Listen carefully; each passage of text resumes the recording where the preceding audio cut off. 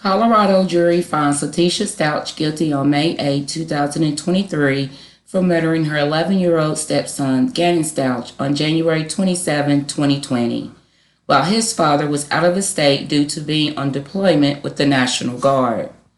Stauch was found guilty on all counts, including first-degree murder, murder of a child under the age of 12 by a person in a position of trust, tampering with a physical evidence, and tampering with a deceased human body. Now let's talk a little bit about LETECIASTAUCH. LETECIASTAUCH was born on August 4, 1983.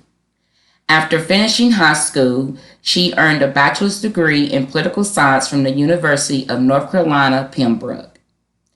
According to her LinkedIn profile, she later obtained a master's degree and instruction from Campbell University in 2011. Moreover, she received a doctorate degree in education from Liberty University. She also held positions as an education specialist and teacher, as well as an at-risk youth coordinator in South Carolina. Prior to that, she worked in Myrtle Beach, South Carolina, where she served as a paraprofessional before transitioning into a teaching role from 2010 to 2015 as confirmed by the Horry County Schools. She had one daughter named Harley Hunt. She was married to Al Stout in January of 2015. He had two children, a son named Gannon and a daughter named Lena from his first marriage. Now, at the time of Gannon's murder, LETECIASTAUCH applied for a position to be a resource officer at Mountain Ridge Middle School, working closely with students who had learning disabilities. 10 days before Gannon was reported missing, the assistant principal of the school testified that LETECIA was hired and was to start her new job on January 24th, 2020. Gannon was born 3 months premature on September 29, 2008 in South Carolina to Albert Stout and Landon Hoyt, weighing only 1 pound and 6 ounces with only a 10% chance of survival. Doctors believe that if he survived, he would have some severe difficulties, but Gannon proved them all wrong, and he grew to be a happy, healthy child. He was above average for males his age. At his school, he participated in gifted and talented programs. Gannon's family and circle of friends called him G-Man. He was their hero. He was popular and excelled academically. He loved Nintendo, the color blue, and burritos. He loved spending time with his father, Al, playing computer games and creating Lego tables. Gannon was stabbed 18 times, shot in the head, stuffed in a suitcase, and tossed over a bridge in Florida, 1,500 miles from his home in Colorado. Now, as soon as the community learned that Gannon was missing, they pulled together, and over 200 people were out searching for Gannon. Now, because Gannon's favorite color was blue, blue lights were placed on porches and in homes throughout the community, and blue ribbons were hung on various poles throughout the community with Gannon's picture to bring awareness in the hopes of bringing him home safely. When police arrived at the home of Gannon, they learned that LETECIA had not gone to any neighbors' homes to look for the child and was unable to name any friends or parents of Gannon's friends. Wow. Keep watching. This gets even better. Now we're going to look at the timeline of events concerning this case. Remember, Al was in the National Guard, and it required for him to have long time away from home. Letitia was unhappy in her marriage with Al, and she felt like she was just an unpaid babysitter, and she seemed to felt like she resented her job of caring for her stepchildren, Gannon and Lena. So January 27, 2020, she took her frustration on an 11-year-old, her 11-year-old stepson at that, to get back at her husband, Gannon's father. January 25th, 2 days prior to Gannon's murder, Letitia had made some Google searches. Again, she was unhappy in her marriage. So these are some of the things that she was searching on Google. Find me a new husband book. I feel like I'm just a nanny and not a stepmom. Husband uses me to babysit his kids. Find a new husband. Make my husband want me more. My husband only cleans up for the army and not me. So these searches clearly states that she was unhappy. Moving on to January 26th, the day before Gannon is murdered. Al catches his flight around 7 a.m. Letitia Gannon and Gannon's sister Elena went hiking at the Garden of the Gods located in Colorado Springs. Now, it was planned for Harley to go also, but she got called into work. Later that day, Letitia claimed that Gannon knocked the candle over and caused a burn on the carpet. Let's listen to that video. I'm going to ask you. I'm just freaked out, okay? Are you sure you didn't do it on purpose? He did it. Okay, you promise. You promise. On purpose. Pinky promise. Pinky. Okay, all right. So, listen. We're gonna have to sell stuff to fix it. Okay? So we figure out what we gotta sell. We can sell the sofa. We can sell whatever, because we gotta get it fixed. So, lady, don't be mad at us and kick us out of the house. Okay? You got it? Now, Letitia also sent Al during this time text messages about Gannon burning himself with the candle. As you can see right here, one says, well, I think she meant to say do not panic. But Gannon turned on a candle downstairs and set the downstairs. I think what the rest of it is saying is set the downstairs on fire, because that's what she initially tried to say, that when he burnt the carpet, that the downstairs caught a fire. Now, Gannon's bedroom was in the downstairs of the home, in the basement area of the home. So this area also had a sitting area. Harley's room was also located in this area. There was like a walk area and there was a bathroom. This is where the candle incident happened. And again, she's saying that when he burnt the carpet, he caught the downstairs on fire. But then she says he is fine, he's scared, and he's saying sorry, and he's freaking out. And in here you can see a picture that she sent to him of the candle burn on the carpet, or where the candle had spilled over and burnt on the carpet. Now let's move to January 27, 2020, the day that Gannon was killed. Letitia started her planning early that morning, 2:48 a.m. She texts Al saying Gannon will not be going to school and she will call off to work. 10 minutes later, she texted assistant principal at the school she was working at saying she won't be into work because her stepdad was hit by a car and killed.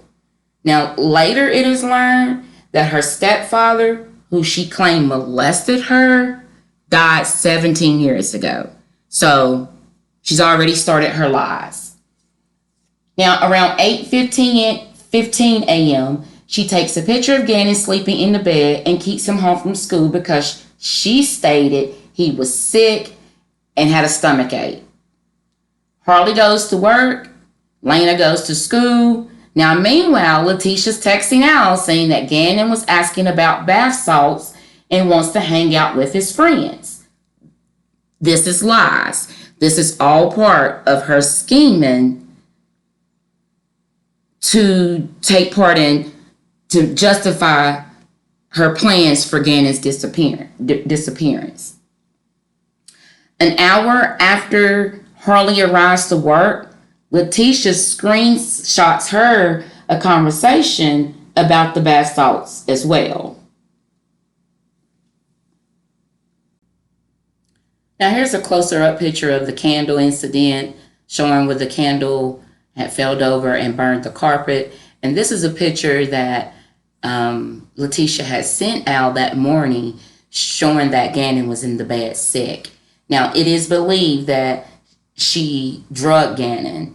We're going to get on into that later on, but that was one of the things that she used as a weapon in this case.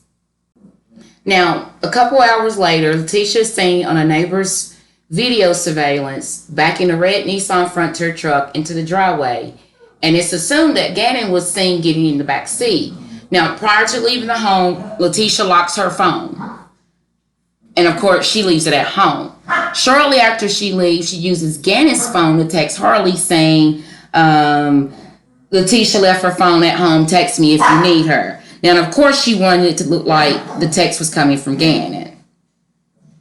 Now, I am going to warn you, this video is probably about 6 minutes long, but let's take a look.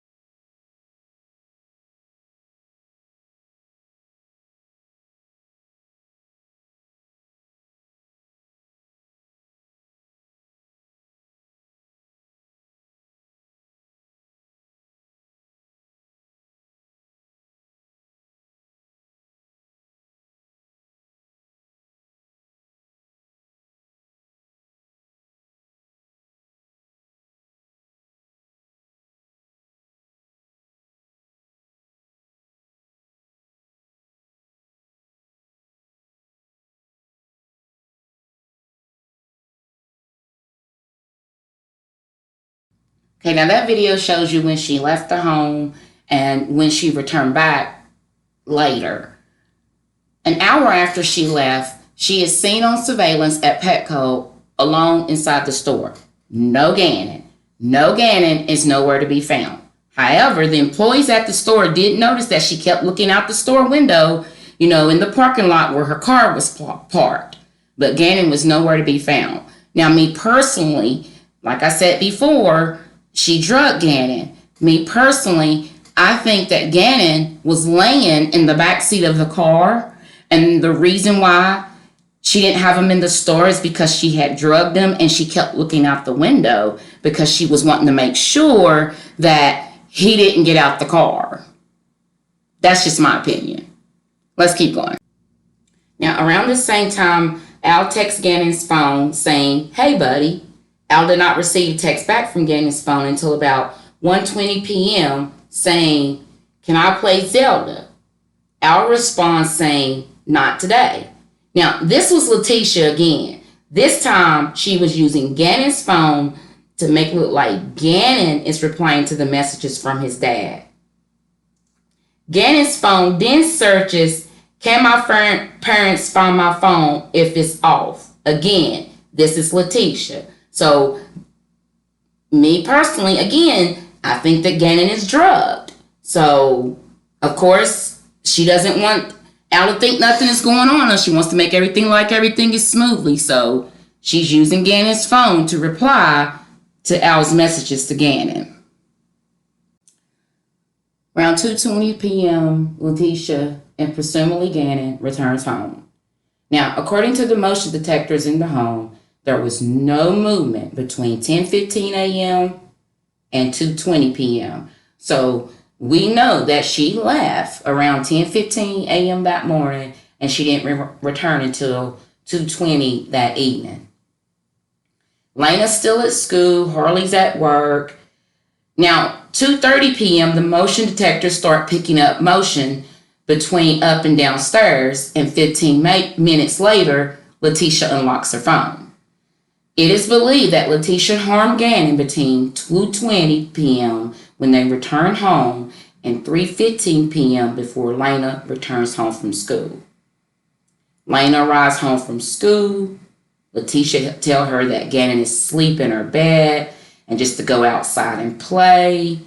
It is believed that Lena was told to go outside and play because Leticia at this time, she's cleaning up blood in Gannon's room. Close to 4 p.m., Al texts Gannon's phone again saying, "Hey, buddy." However, this message was never read by Gannon. All right, now, Harley arrives from work the same day around about 4:42 p.m. Leticia instructs her to go to the store, pick up some carpet powder, some baking soda, and some trash bags. These items were later found in Leticia's car. She was also told to take Lena with her. Now, looking at the timeline, she had plenty of time to clean up. Evidence showed that there was blood present in Gannon's room, the utility room, and a hallway that led to the utility room, the staircase that led to the upstairs, the garage, and a pathway to the garage. There was blood splatter on the walls and enough blood loss to stain the mattress on Gannon's bed, soaked through the carpet pad, and the concrete floor all under his bed. This evidence showed that Gannon fought for his life. 7 p.m., Leticia decides to report Gannon missing after she texts his dad stating that he wasn't home and she was going back out to look for him. Well, she lied because she didn't. Records showed that she never left the house, but instead she was on social media. Let's take a look. So I'm going to read over some of this crazy stuff that she was saying on social media. Gannon home, or the home that the Stout family lived in at the time all this went on, was in a gated community. And it seems like she was on social media like covering herself or, make herself look good during this whole thing, because the people in the community are already, having concerns about why she's not out looking. So this is her way of defending herself on social media. Now, meanwhile, Al and Harley, they're texting, calling each other multiple times, trying to find Gannon. Harley is currently driving around. She is looking for Gannon. But Letitia, she's sitting on social media. So let's look at some of this crazy stuff that she's saying on Facebook. I'm going to go ahead and say this so y'all can delete me. No desperation here, just to show how dumb people are. It is well for my soul, but I've had enough. Call it trashy, but I've had enough of the lies and threats. Most of y'all in these speculation groups are delusional. First, the neighbor sold the video for money. So what she's talking about right there is the video that we seen earlier that the neighbor had, showing that she left the home with Gannon, but you really couldn't tell if, she returned home with Gannon. I think that she did, but again, I think that, he was drugged. So that's the video that she's talking about at the time. She's claiming that he sold that video for money. Where was I at? Then there was another one from the other side that was sent in. But they haven't released that because of these want-to-be detectives. Okay, so now she's trying to say that there was another video that showed that Gannon did get out the truck. That was never a video. That was never caught on surveillance. Let's see where we at. It is a tactic to keep idiots busy while we find Gannon. You guys claim to come together but have brought hate in the same sentences. Gannon's mom didn't give a shit about him or his sister. So now she wants to bash Gannon's mom. So, right here is where you're going to start learning that Letitia's going to play the victim. So, she wants to make it look like that, she had the kids. These were her stepchildren. She did more for them than their own mom did. Their mom didn't give a crap about them. So that's where she's going to start going with that. She had them at motels, abusive situations, criminal scenes with her husband, did drugs. Heck, Gannon even found her iPad with her doing drugs, and we have pictures of those. Albert rescued them from guns in the back of their cars, police stops, living place for place, no home, and even had to fly on a plane from Alaska through the night to bring them back to us because she changed her school 3 times and had no place to live. She sold his toys, his Switch, and other items for drugs. So keep thinking that she cares and raising money. So the reason why she's saying is raising money, because there was like a fund, a GoFundMe fund that went along to, help with the system of finding Gannon. Gannon is still out there, and for those of you making all these speculations in some group are idiots. What about raising money for reward, not supporting someone who is faking? They know exactly what was told to them, and they have followed those leads. I'm not for sure what it was saying down there at the bottom. Moving on to the next one. My husband had to prep the kids every time they went with their mom for their safety, until we eventually had them in our home 90% of the time. He works crazy hours, lots of schools, training, and took care of our needs. I took care of these 2 children like my very own. I wasn't perfect, but everyone saw all of our pictures and the love that I gave them. Was it hard sometimes? Of course, because I grew up with Amy Lowry, my stepsister, and all of our families got along with no problems. So it was difficult navigating through that. But I want everyone to know that it is well with my soul, because I will never harm a child, especially not our children. One Sunday we went on a hike and Gannon was there crying with me because I was crying. It was the day that Kobe passed, but he had no idea who he was, just that I was upset. I have every intention on covering up the fire that he started and protecting his feelings from what punishment he thought he was going to get. That was our plan the next day, was to rectify the situation so that his little heart could stop crying. I have the video because somehow my phone was recording and you can hear how sorry he was. No, the recording was not somehow, it was done intentionally. It's all part of the plan. Albert is hurt. He has a lot on him and he has always left me in charge of the kids.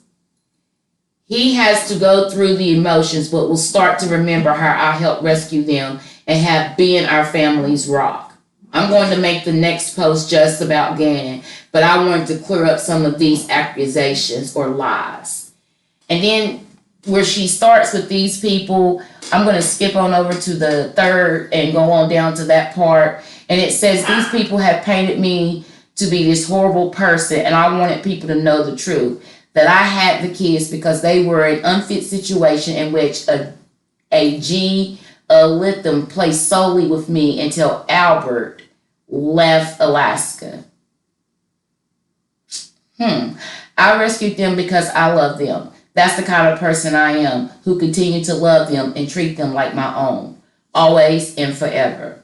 Call it what you want, because I sit back, let people say horrible things that just wasn't true. Just some of the facts.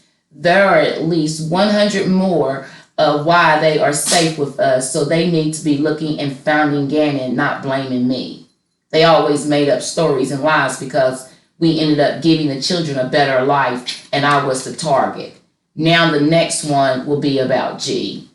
So as you can see, Letitia, she kind of made this about her. She wanted to give some sort of explanation of why she wasn't looking for Gannon. But the whole time, it was about her. It was about her. It was about her. So yeah, she's very manipulative. Oh, and believe me, it gets better. Now, shortly after 10 p.m. that night, El Paso County Sheriff deputies arrive at the Stout home. They are unable to locate Gannon, but they notice that Leticia's car is backed into the garage. Now, they take photos of Gannon's room. Now, when they come back the next day to obtain body camera footage, they learn that Gannon's bed had been moved against the wall and that the bed had different bedding on it. All right, now let's talk about January 28th. This is the day after Gannon's murder. Now, of course, Al's already aware what's going on, so he gets permission to fly back home early. Letitia leaves the house around 8:30 that morning to pick Al up from the airport. She parks her car at the airport parking lot. Then she goes over to the rental place and she rents a Kia Rio, and then she goes and picks up Al. Meanwhile, while she's waiting on Al, she is telling Harley by texting her to back her car into the garage. Now, she's doing this because she wants to cover up the blood that was left on the wooden boards in the garage from where she drugged Gannon from the room to the garage. And she didn't want Al to see that, so she knows she had to get that covered up before Al got home. Now, you may be asking why Letitia rented a car before picking up Al. Because Gannon's body was in the trunk of her car. Okay, so she's done picked up Al. They done got home. Now, a little bit before 5 p.m., she returns back to the airport. But she doesn't return the Kia that she rented. Instead, she's checking on her car in the parking lot. Because remember, Gannon's body is in the trunk. She back home for about an hour. So after she checks on that, she goes back home for about an hour. And then she leaves and goes back to the airport. But this time, she leaves the Rio in the short-term parking lot where her car was located. So basically, she's swapping cars. And she leaves the airport in her car. So for the time she picks up her car, around 7 p.m. until about 10:20 p.m., the location data shows that the vehicle that she was in the area of Highway 105 and Perry Park Road in Douglas County, Colorado. Now, Letitia contacts Harley to have her picked up at Carefree Empower Center. Now, what I've learned later that this was like a shopping plaza, and Harley worked at a massage place in this plaza. Harley leaves the house around about 10:26 p.m. to pick up Letitia. Now, meanwhile, lead detective Jessica Bethel has contacted Letitia requesting for her to come in and talk to her, and let's get some more information in the hopes of locating Gannon. Letitia does not respond too happily. Let's take a look. And this is the text message that Letitia sends back to Detective Bethel. What do you want from me? Because I have nothing. One of your very own leaked to me what you guys were doing. I did nothing or am being set up. I'm not really even sure other than that being told by another blue with El Paso. I was told I couldn't go home to sleep, and on top of that, men were sent at home to a home with a minor female, and she was forced to stay there not to even have good. Every conversation that said, even at this moment, I can hear inside, what do you want from me? So of course, she's in the process of covering up her stuff. So Detective Bethel is wanting her to come in and let's talk about, Gannon. Like, you was the last one to see Gannon. Like, let's come in and let's talk about it. Let's get some more information. So Letitia's instead, she's frustrated. She's aggravated because she don't want to be questioned at this moment. She wants to just be able to do what she wants to do or whatever she's doing at the moment and not be questioned about it. All right, let's go into January 29th, 2 days after Gannon is murdered. Now, mind you, he is in the trunk of her car. Now, keep in mind, this is in the month of January. The season is cold, so that can kind of buy her some time of having him in her car. She returns to Keo Rio about 9:00 a.m. back at the rental place. She is then picked up by Harley, and then she is taken to her car. Now, 11:30 a.m., she's caught on the surveillance at a car wash, washing her car, and there's potential blood on the back bumper. She then arrives at the El Paso County Sheriff's Office 2 hours late for her interview. Now, keep in mind, when she shows up, she just left the car wash. Her car is still wet when she pulled in the parking lot at the police station. She also brings notes. Yeah, she brought notes. Who brings notes to a police interview? Letitia. She wanted to make sure that she didn't forget anything that she's already said. Now, during this interview, I'm just going to go over kind of summarize some of the things that she was saying, or some of the things that she told the detective during the interview. Now, she says that her and Gannon returned home around 2. She said she walked inside. She heard something downstairs. She didn't think anything about it, but there was a guy in there. She said she gave him the code, and it was all her fault. I gave him the code to fix our carpet, said Letitia. Now, what she's talking about right here is she's claiming that she had contacted somebody about fixing the carpet, and that he had agreed to come and fix the carpet, and that she had gave him the key, the code to the garage, so that he would be able to come in and fix the carpet. So she's saying that this particular person is supposedly have hurt Gannon, and it's her fault because she gave him the code.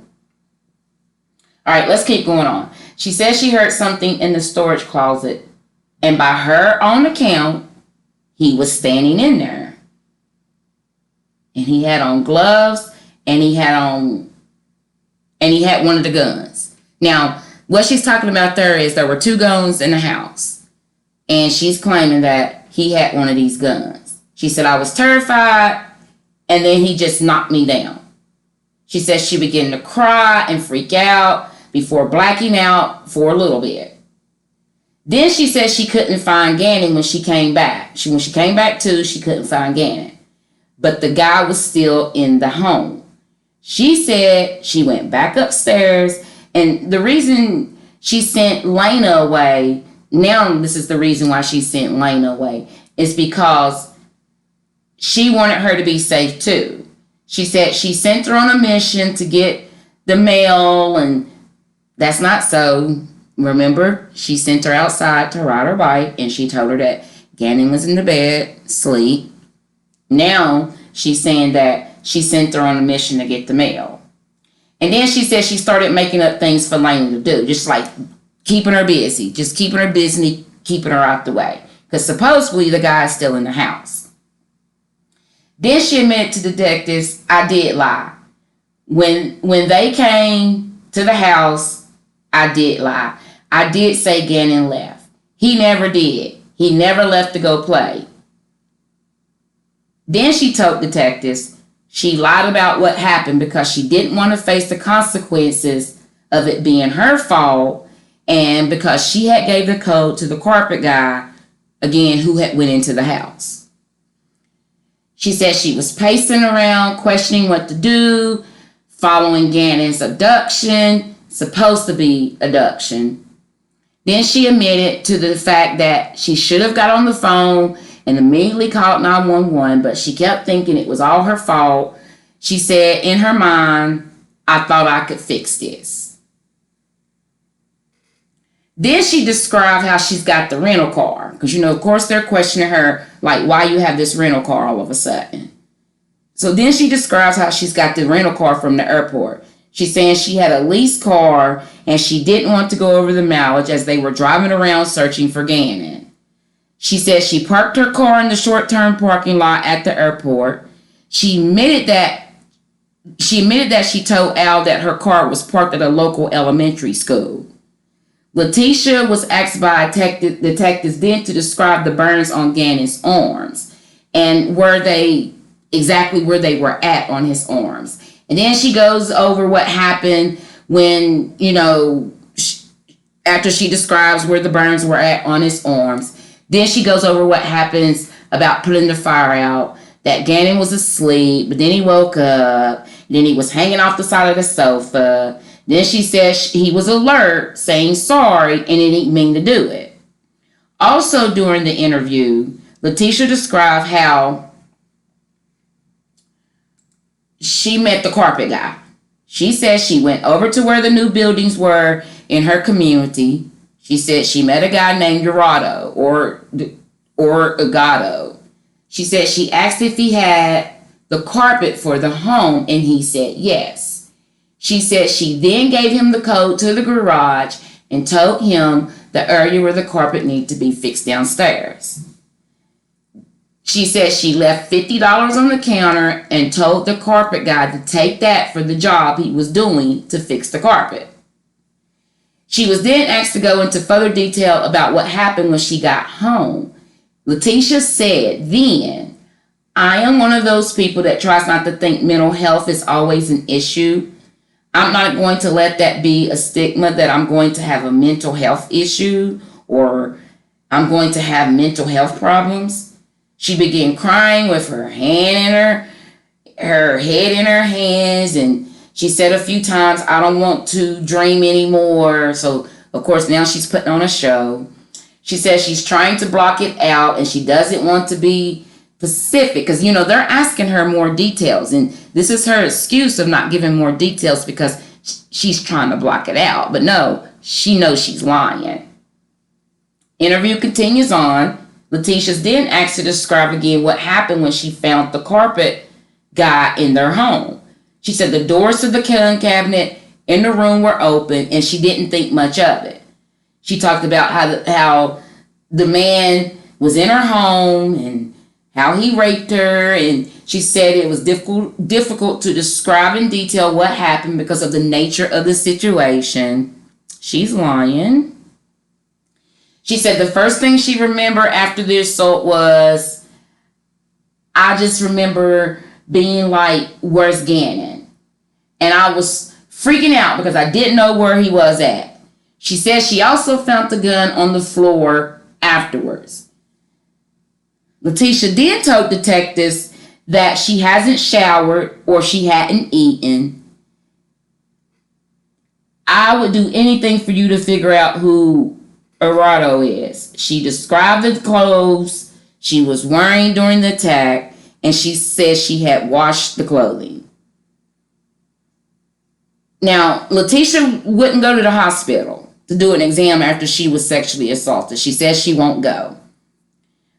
Without showering and cleaning herself up, LETECIA said, that's disgusting, and I'm not doing that.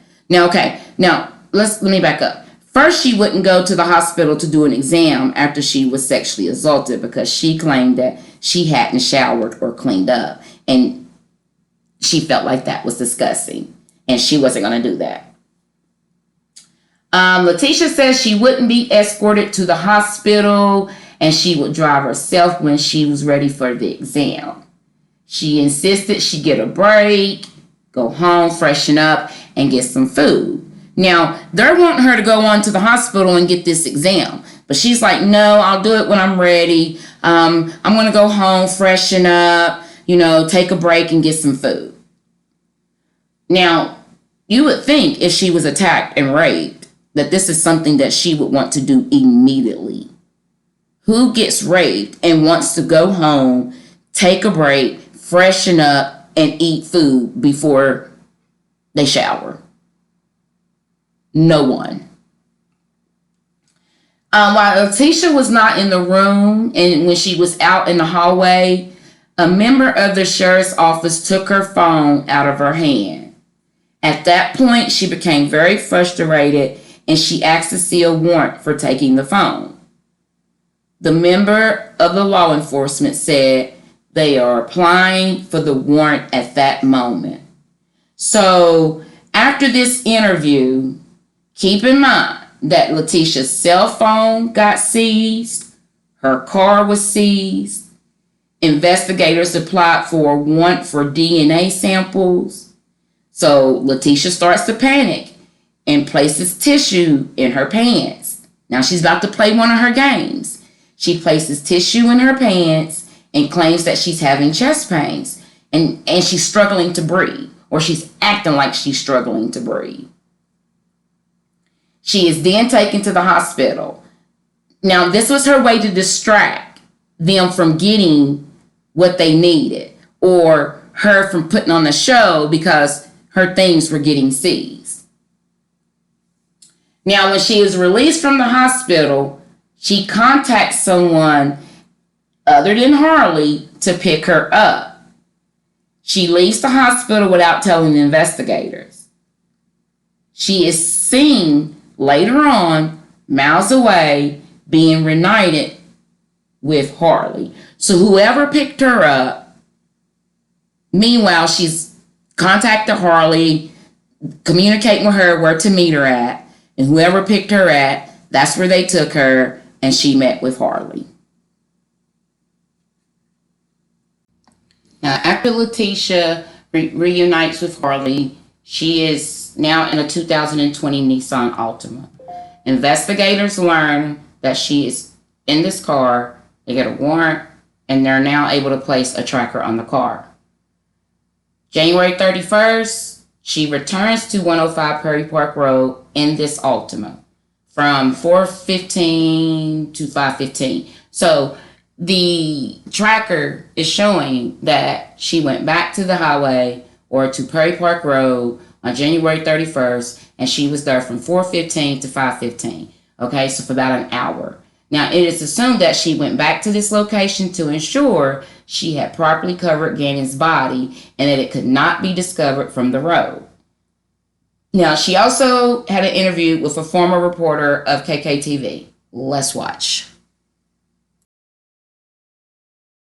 You are? I am Tisha Stout, which is Gannon's stepmother. You've been a part of the investigation since the very first time. You were the last person to see him. Is that right? Correct. What did you see when you last saw him?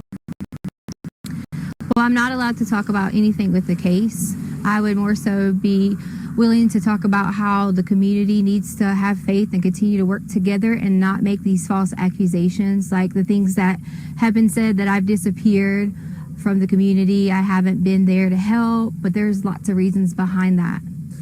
Reasons like death threats, right? Right. Death threats are one of them. My family's getting lots of death threats. We counted over 20 some death threats already.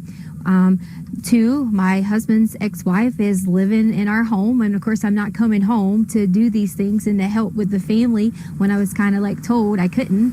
And then many other things that happened with the El Paso County Police Department, you know, and in doing the investigation I was told I wasn't complying. And could I elaborate on that? Please do. Yes. So I asked for an attorney during the interview, and I was denied that by them. I was held because they were blocking the door, and I was told I couldn't leave, and that if I would have touched them, they would have probably, you know, said I still wasn't complying or said I was, you know, trying to run away or something. But during the interview, I asked several times, could I stop the interview? Could I get an attorney? Could I stop the interview? Could I get an attorney? I was denied. I was told I couldn't get nothing to drink. I couldn't go to the bathroom. I mean, it was continuously that my constitutional rights were violated. And that's why you say that they said then you weren't cooperating with the investigation. That's why they said I wasn't cooperating at that time, correct. And why did you ask for an attorney at the time? Well, I asked for an attorney at the time because there was one individual, there was two really good detectives, and so I'm not, you know, going to talk bad about detectives, but the tactics they started to get when I would answer questions, they try to, you know, they're detectives, they're supposed to twist, the one main goal is to find Gannon. But during that time, some of those things made me feel uncomfortable the way they were saying things, so I immediately stopped and felt like an attorney would help me with some of the vocabulary and things like that I needed help with and understanding some of the things that they were asking. I'm going to shift gears to what has become a huge online presence of people Right. obviously trying to do the right thing, help find Gannon. But at the same time, sometimes it just feels like rumor mongering. Have you seen any of those comments yourself? We have, and see, that's one of the main things we haven't been around in the public eye because I didn't want to expose my family to it if all these things were going on. You know, there was comments about Gannon getting pushed off the hike, and there was comments about this, and that's just not true. I took care of Gannon for the last 2 years in our home because his mother didn't want to do it. And I would never, ever hurt this child. And I know there's some questions out there about, okay, so tell me what happens. That's up to the investigations when they end up letting you guys know, but I've cooperated with them, even to the point that we were held with a gun, and my daughter, a 17-year-old who serves our country in the United States Air Force, who has never committed a crime or done anything wrong in her life, was put in handcuffs over the keys that was in her purse so they could take her car. And they weren't in there? They weren't even in her car, in her purse. And they were in my pocket. You originally didn't even know it was the law enforcement officers? I didn't know it was a law enforcement officer because when he came out, I guess he was putting his jacket on, and it wasn't necessarily his fault. He was adjusting and happened to catch me. But I saw the gun and I panicked originally and kind of thought, oh gosh, I got to, like, who's this guy? And then once I realized it was the sheriff's office, I was totally okay, but they still had a gun and told me they were going to shoot me. But I was really concerned about my daughter, asking why she was being detained in handcuffs and things like that, when that shouldn't even happen for a child. That shouldn't happen for someone who was standing inside of a store shopping because we couldn't have any clothes because all of our clothes were here. If we came here and got clothes, you know, we would be harassed. So she went to purchase some underwear and things like that and was put in the handcuffs in the store, you know, and then brought out with men with guns. And that's just not okay. You know, they could have approached me and said, hi, I'm with El Paso County. Can I please get this? Instead of the way that it happened. I'm just going to check your shot. You're doing great. I want to make sure that we're still good on recording, still can hear you okay. Okay, yeah, sounds like we're good. Every once in a while my mic will give out, and I want to make sure that's not going to happen here. Okay. I should try and clarify here. Not necessarily crime rates, but the way that people are reacting online to rumors about you with the search. Oh yes, wow. The rumors have gotten so bad. I pretty much have been told at least 10 different ways that these people have these conspiracy theories. I guess they watch a lot of law shows and maybe they have all these theories on how Gannon is dead. And that's what they're saying. So I'm like, why are you saying Gannon is dead? He is not dead. We are going to find Gannon. And that's the main goal that we all have, my family has. Just because you haven't seen us, we have that same goal. And we've been out searching. My aunt has been out searching. My family has been out searching. We all have been doing that together so that we can protect each other. How does it feel when not only you have a lost child who you are in care of, but then people blaming you for that child not being there? You know, I'm just ready for Gannon to come home. Most importantly, for him to see his family. But second, I am going to be so ecstatic when I'm able to say to people that I hope they have a really sincere apology for all these theories that have came out online, for all the things they said that I have done or people have done. And I just want everyone to know that we're going to find Gannon. And I love him so much. I've helped taking care of him for so long. Can you talk to me a little bit about him? I don't know him. Gannon is so kind, and he loves to play video games. That's one of his favorite things. He loves Sonic and Mario, and you know, he's always helpful, and he was always so helpful with the dogs around the house, and we have 2 little cute dogs, and he was always like a person I could say, Gannon, can you go do this? And he would do it right away. You know, sometimes with kids we have to remind them and things like that, and that's okay, but he was so sweet and able to help anyone. He could notice when you're sick and say, are you okay? And such a kind heart. I know you just said that you can't say anything about the investigation, so you can just say so again if you can't answer this, but is there anything we can hear about the hike? Was there a hike? That just seems like rumors right now. You know what? Could we bring my daughter up here? Because she can go and say that, you know, she came home from work after the hike and she can verify that Gannon was at our home. Okay, yeah, that's fine with me. And if she doesn't want to, that's okay, but you're allowed to ask her. Sound okay so far? Yes. I need Harley. Because they want you to verify was Gannon at home after the hike. Because you didn't go to the hike, but you came home from work. Do you want me to just say yes? No, just answer the question. Yes, you came home from work and you can verify Gannon was at home. Yeah. I told her she didn't have to be too in-depth because she is still, you know, a child, but I want to make sure that someone knows that there's another person to verify that Gannon. Sure. Does she need to hold this? No. Yes, so I came home later that evening. I was at work, and I can verify that he was there that night. So there was a hike that you guys went on, but then you guys came home. Yes. Where'd you guys go hiking? Garden of the Gods. Oh, yes. Okay. I guess when And then we ate Burger King afterwards, so, you know. there you go. Yeah. And then it just was, I'm gonna go to play at a friend's house. And then it was just, I'm off to go to play at a friend's house. Unfortunately, I'm not able to like comment on that anymore, and for that reason is because some things have been turned and twisted, and you know, that was one of those stories you were talking about where people say things. We had to hear things like who would let their child go out at dark and things like that, and that's just why I don't want to answer that. If I had to give, I'm not gonna say that part. That's okay. Never mind. That's right. I could take that out. I understand that it gets tricky with Yeah. legal stuff. Do you feel like I asked you what I need to? Do you feel like this is going to help kind of turn the tide of what feels like a witch hunt, in my opinion? I hope. Am I on camera now? You are still. Okay. I think that a lot of people can see that I'm not missing and see that I am being cooperative. But to me, it's okay that they think those things because the way someone thinks about me, I don't have a problem with that. My main thing is I would never want someone to think that I would hurt Gannon or any of the children in our home because that's just not the case. I've spent my whole entire life working so hard in education. There was even things online that was talking about my education license and I shouldn't even be a teacher, and they just didn't know that. Like, we moved on a military move and I didn't finish out my contract, so I gave up my license in that state. It had nothing to do with any criminal activity, you know, or any of those things. And it just got blown out of proportion on my professional status, you know. And Do you feel like these are just internet detectives who think they know what they're doing? it definitely is. And, you know, here's the thing that kind of saddens me. It's like, if you're going to talk about someone like that and have a witch hunt out for them, why would you even care, like, about doing those things? Because this is a child. You're telling me that you're just as mean, you're just as hateful to talk about someone else like that. That's how I feel. Like, we just should not. We should all come together and wait until the end and see what happens, because Gannon's going to come home. Any message for Gannon? The message for Gannon I have is, Gannon, when you get here, you'll be able to truly tell what happened. And then I really hope I get a sincere apology from everyone who has made all those things, especially from my husband. We just wanted to add a message to Gannon from my family, is that we love you and miss you, and we hope that you come home soon. And Gannon, I can't wait till you can come home and let everyone know that you're okay. Okay, I'm sorry, guys, but that interview was horrible. And as you can see, it was all about Letitia.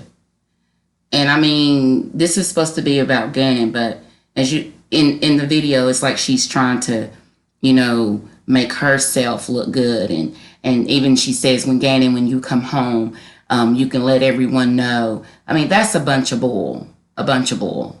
Yeah, she was very bold for doing that interview. Yeah. Crazy. All right, so now February the 1st, detectives have a look at Leticia's car and notice traces of blood on the back of the vehicle, the rear passenger seat, the front passenger seat, and near the glove box. Over the next few weeks, detectives conduct more thorough searches at the Stouts' home. Now, February 1st, Letitia, she rents a van. Now, everything of hers has been seized. They've taken her car, they've taken Harley's car, they've taken her phone, they've taken Harley's phone, like, everything is gone. She can't even go back to the house because she really, to be honest with you, looking at the case and hearing all the testimony, she chose not to. And it was all because Gannon's mom was staying at the house. Yeah, so she rents this van, and then she goes and she purchases a phone from Walmart. And her and Harley drives across country. Now, Harley later testified, Harley testified in this case against her mom. Harley later testified that they drove with the air conditioning on even though it was wintertime. It is believed that Letitia places Gannon's body in this van before she picked up Harley. Now, February the 3rd is when the neighbors came forward and released the video that showed an adult and a younger person getting into the car outside the residence. So, of course, the adult was Letitia and the younger person was Gannon. But later on, when it comes back, the adult is seen getting out of the car when it returns home, but not Gannon.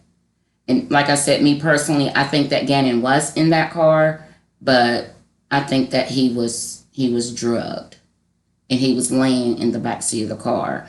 And I don't think that she took him out the car until she backed the truck up into the garage. That's why it was never seen Gannon getting out the car. Okay, now we're on February the 4th. Okay, Letitia and Harley checks into a hotel 3 miles away from where Gannon's body is discovered later by construction workers. 4:30 a.m., the van is seen leaving the hotel.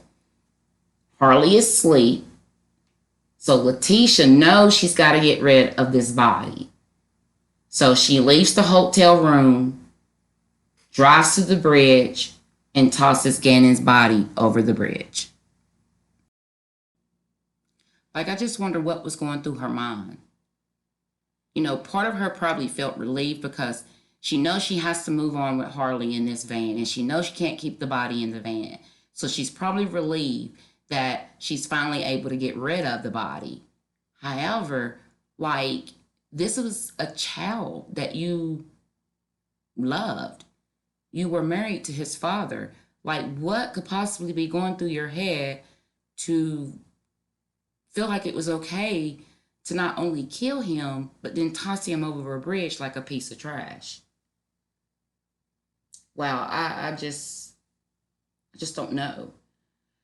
However, on the next day, February the 5th, Alan Gannon's biological mother, Landon, releases emotional videos in hopes of Gannon's safe return. Let's watch. How do I describe my G-Man, my Gannon? Gannon's my hero. I love him so much. He's not only my hero, he has multiple people that call him his hero as well. He has so many family members that just look up to him at such a small age. He's full of life. He's happy. He's energetic. He loves sports. He loves Sonic. He loves going outside, playing with his friends, his sister, his neighbor, especially Braden. This neighborhood basically gives you a true example of who my son is. Everybody coming together, all the smiles that people have. This is why I have hope, because I feel it. This is Gannon truly speaking to our community. Gannon he loves blue, he loves Sonic, he's into coding, he loves riding his bicycle with his sister, and I know that he's missing that right now. He holds his job as being Big Bubba very important, and for him not to be able to talk to his sisters has to be hurting him. This week has been awful. It's been more than a roller coaster ride. It's been more than emotional mess. I don't even have answers for my feelings other than I'm afraid. I'm afraid that I will never hear his voice, that I will never hear him run and say, "Mommy," that I'll never hear those corny jokes that he always tells every single day. He has to tell me a joke. He looks forward to telling me something silly. And I'm afraid that I may never see that again or hear it. I don't want to believe that, because that means that I'm giving up hope, and I'm not giving up hope because my son is full of hope. So I'm urging anyone that has any leads, credible leads, if you're too afraid because you know something, a kid just doesn't disappear and no one sees him. It's not how this works. So if you have anything that's credible, if you're afraid, don't worry about it. Imagine my son, how afraid he is. Imagine how afraid Gannon is. So please call, please write. If you need to have someone else to do it for you, please do. Because my son deserves to be here. He deserves to be here. Please call the El Paso Sheriff's County and let them know. And I thank you guys, the community, for what you've done, because this is Gannon. This is who he is. And I thank you guys so much. When Gannon was born, he weighed only 1 pound and 6 ounces, and even today, he's still our miracle child. He still is, and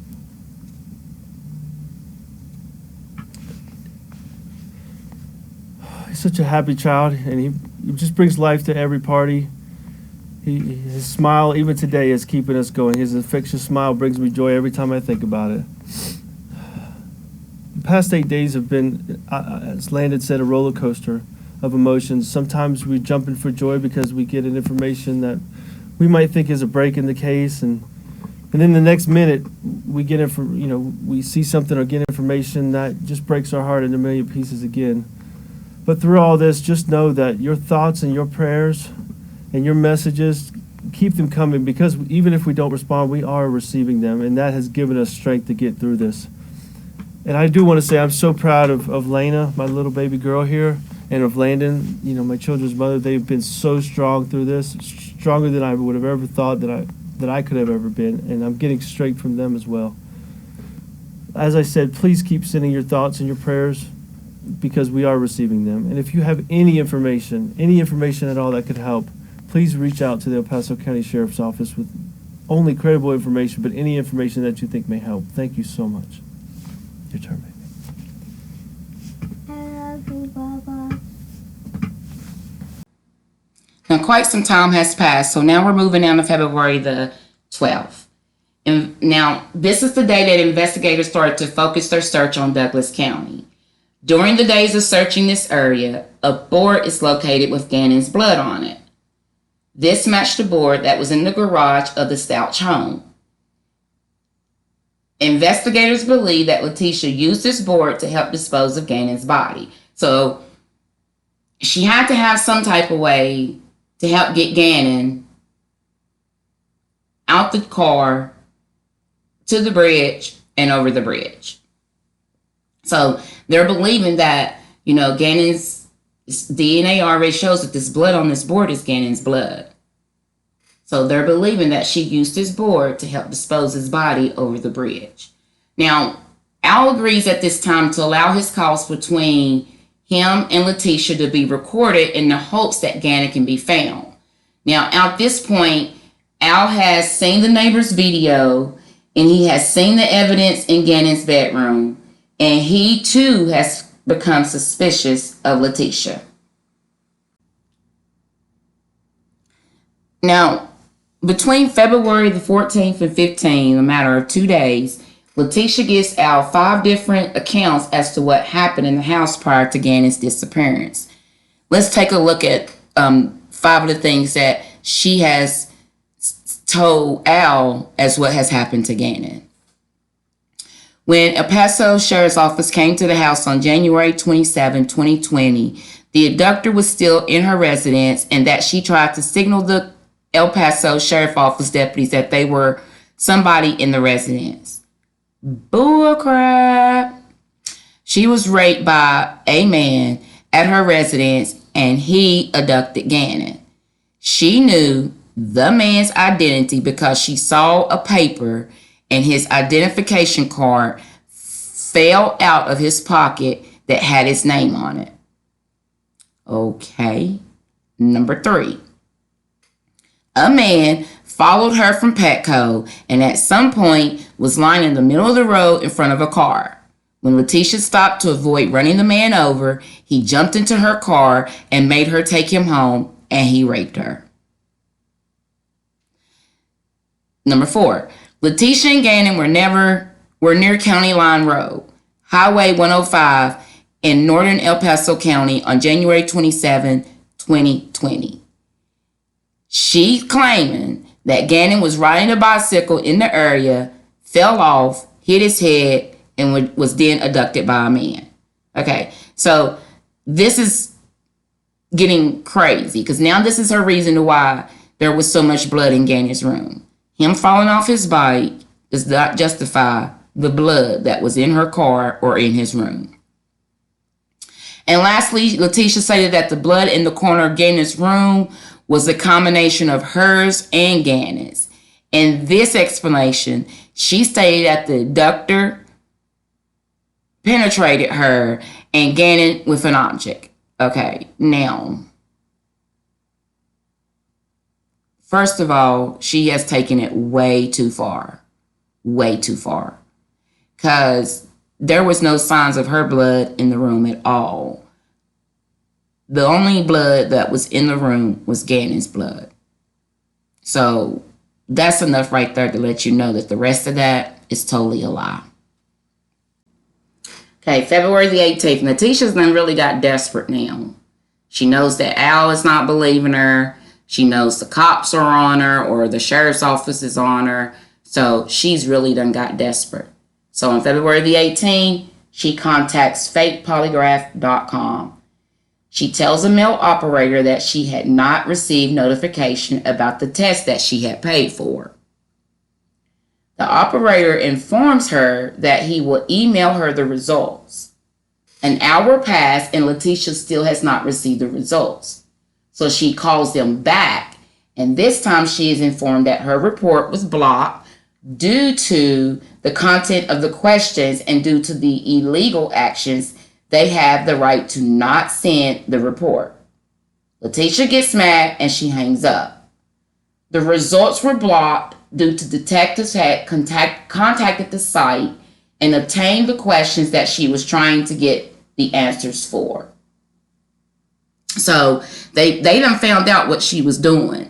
And once they found it out, of course, they blocked it. So at this time, she's not aware that she's been blocked. So when she tries to call back, the operator lets her know that they can't release him and why they can't release him. There's still quite some time go by. March the 2nd, she is arrested. Finally, Letitia Stout was arrested March the 2nd, 2020 in Myrtle Beach, South Carolina.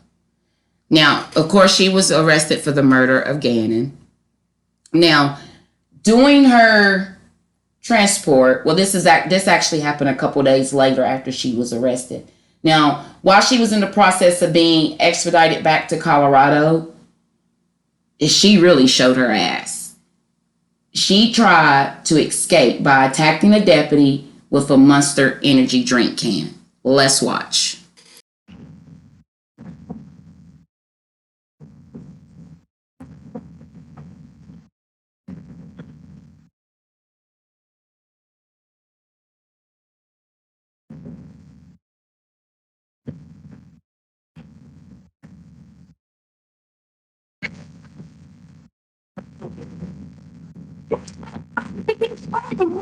Stop. She keeps threatening me. Stop. She keeps on threatening me. I have stopped it. She keeps on. She got out of the streets. She keeps on. Threatening me. I will for you. She keeps Put your threatening arm down. Put your arm down. But she down. keeps threatening me the whole time. Tisha, give me your arm. I will to you. Tisha, give me your I will arm. to you, but not to her. Cooperate with me. Cooperate with me. I will with you, but not with her. Cooperate with me. I will with you, not with her.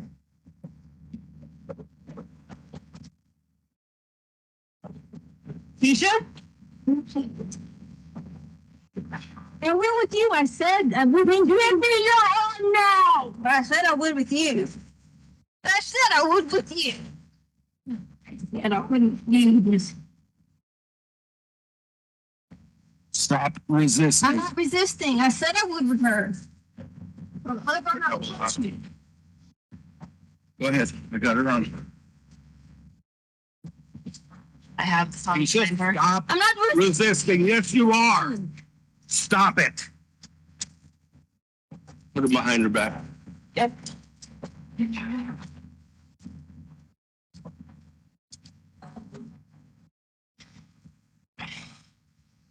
Tisha, stop it. I'm not even doing anything.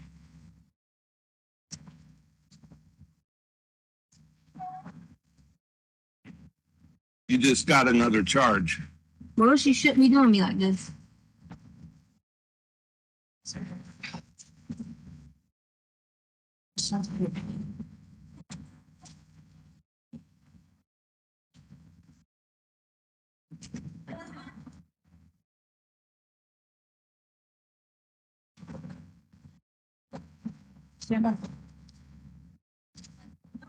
Stop trying to turn. I'm not trying to turn. You can stay that way the rest of the trip. Here's what we want to do. We're going to the nearest detention facility. No. Where everybody knows where. Oh, could you please untighten it from my hands? Not right now, Tisha. Yes, it's all my arms. Lean forward. Lean forward so I can adjust it. Stop manipulating the thought. Eating you.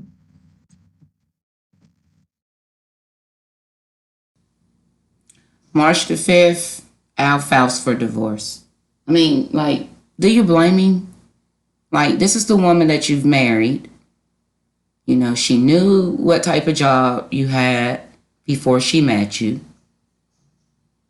She knew this job required from you to be a long way from home. She took her frustrations out on your son. So, yeah, definitely. He should have filed for divorce. Now, meanwhile, Letitia has her first hearing in Colorado, and she is required to remain in jail unless bond was posted until trial. Bond was never posted, of course, so Letitia was in jail when her case went to trial in April of this year. Now, this right here is just showing some of the things that in Al's divorce. If you can notice here, Al wasn't asking for much. He just wanted to be rid of her. But looking at a couple things here, it says Eugene Al Stout, 38, cited the killing of his son Gannon as the reason for splitting with his wife Letitia, who stands accused of murdering her stepson.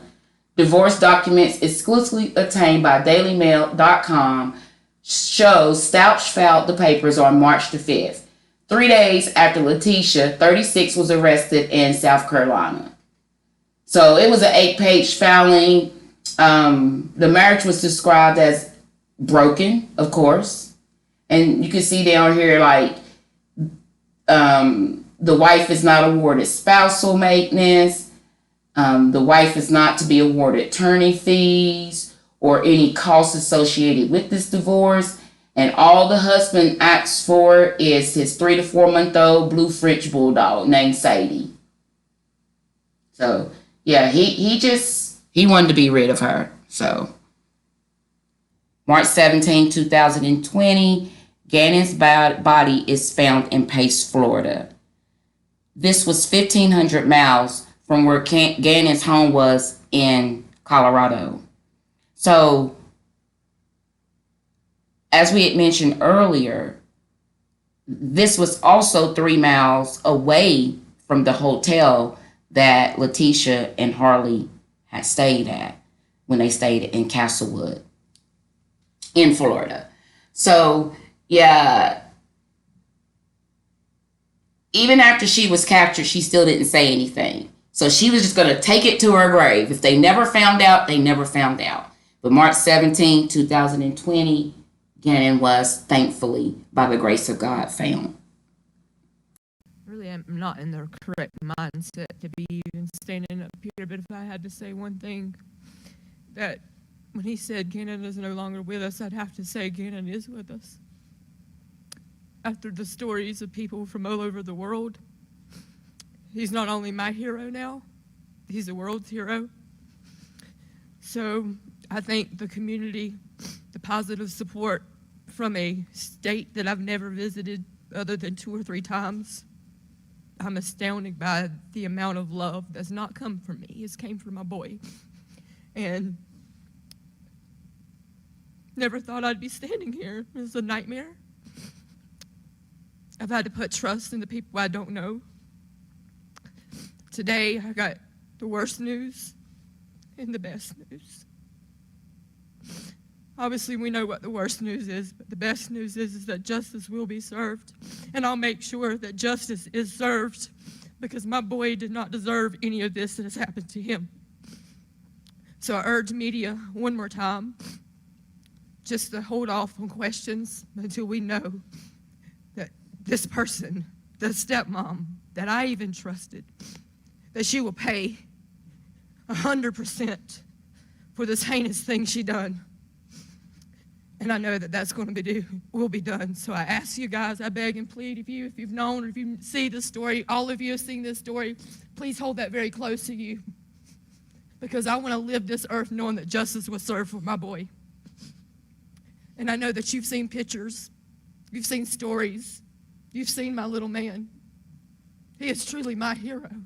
And I'm gladly giving that to you guys too, that he can be your hero. I've heard stories of people that have not prayed in years, that have finally fell on their knees to pray. And I know where my son's at, without a shadow of a doubt. So many families have been brought closer together because of this. I know my boy is special, and I've told my people and my family and friends that Gannon has a testimony, that Gannon has a story. He's special. And this is his story.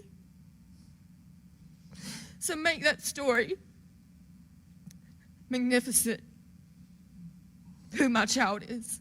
And I'm putting my trust into you guys to do that. So thank you for allowing Gannon to be your hero and sharing him with us.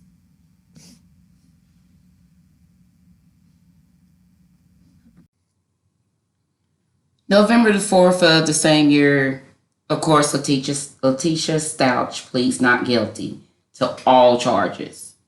So now we're going to go over to 2022, August 25th. This is when Letitia later changes her plea to not guilty by reason of insanity. She claimed to have dissociative identity disorder and have entered a plea of not guilty by a reason of insanity. Wow. Okay, so of course she's got to have some kind of excuse of why she did, because of course at this point she has said that she's killed Gannon. All right, like she's made it known that she's killed Gannon, but she's saying that it wasn't her, it was another personality. So dissociative identity disorder was previously called multiple personality disorder and is characterized by switching to alternate identities. However, after she was first examined at the state hospital, Stauch knew what she was doing when she allegedly killed Gannon. Letitia tried to play the game that she had multiple personalities. She was Harmony, Jasmine, Taylor, and Marie. Now, Marie was her protector, and she could also speak Spanish and Russian. Letitia claimed that Marie was the one that killed Gannon.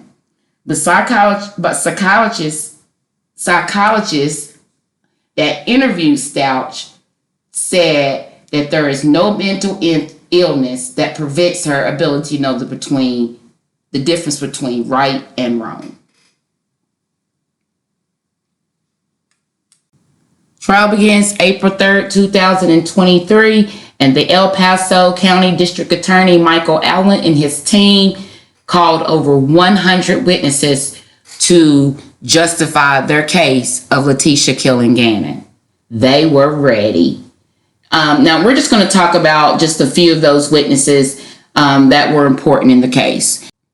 Of course, the prosecution's first witness was Gannon's father, Al. Now, he begins testimony against his ex-wife, Letitia Stauch. Al testifies for 2 days talking about how he met Letitia and so on. But the biggest part of his testimony was related to the hours of the recorded phone calls between Letitia and Al at the beginning of Gannon's disappearance. Again, she told multiple lies about the surrounding of Gannon's disappearance. Al said he knew she was guilty when he saw his neighbor's surveillance. Also, a former neighbor of the Stauches, Nicole Mobley, testified that Letitia attempted to pay her to lie to law enforcement about seeing someone take Gannon. Mobley testified that her and her husband searched for hours trying to help find Gannon. She then decided to reach out to Letitia via Facebook to ask her where her and her husband should look, like what would be the best places to be looking for Gannon. Letitia blocked her message. A couple weeks later, she finds Letitia on Facebook again, but this time she has a new page. Now, in hopes to be able to ask more questions regarding finding Gannon, she reaches out to her. At this point, Letitia asked Mobley to lie to law enforcement to make her look good. Letitia had told Mobley the story about someone breaking into her home and raping and kidnapping Gannon, and then took a suitcase. So Letitia needed a witness to justify her lie. So she offered her money to call Al, because she knew Al didn't believe it. So this way, if somebody else come and told the story about seeing Gannon leave, that it will not only be her that told that story. But anyway, she offered her money to call Al and tell him that she seen Gannon leaving with a strange man on January 27th. Dakota Lowry, Letitia's half-brother, testified minutes into his testimony. He began to really struggle. He had a hard time keeping his composure. He began shouting, "Why, Letitia? Why, Tisha? Why?" Of course, she shows no emotion, and she doesn't even shed a tear. After a short recess, he states that he, his mom, and aunt flew to Colorado to support Letitia and help find Gannon. They thought Letitia was innocent and was frustrated by the way that law enforcement was treating her, as well as the community. He stated that he and the rest of the family spent the next few days helping Letitia move out of the home. The day before they planned to leave Colorado, he testified that Letitia left the hotel and was gone for quite a long time. Now, GPS tracker showed that, remember, they placed the tracker on the car, but GPS tracker showed on the rental car that she went to Larkspur, Colorado, and then back to the hotel. And then the next day, Lowry says that when they were loading items into the van that they had rented, he noticed Letitia struggling with one of the suitcases. He offered to help her and she declined. She actually kind of got a little nasty with him. I got it. He then asked her what was in the suitcase and she claimed that it was softball equipment. He also stated that he stood out to him. It stood out to him because when he helped her get her belongings from the house, the suitcase was not present. Now, all of a sudden, the suitcase is present. Like, where did it come from all of a sudden? Why, Tisha?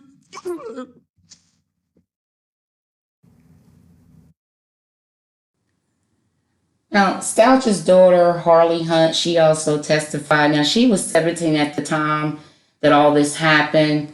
Now, during her testimony, she said that she didn't at first believe that her mom killed Gannon. Now, while Harley testifies, we learned about Letitia, or during her testimony, we learned how Letitia manipulated her.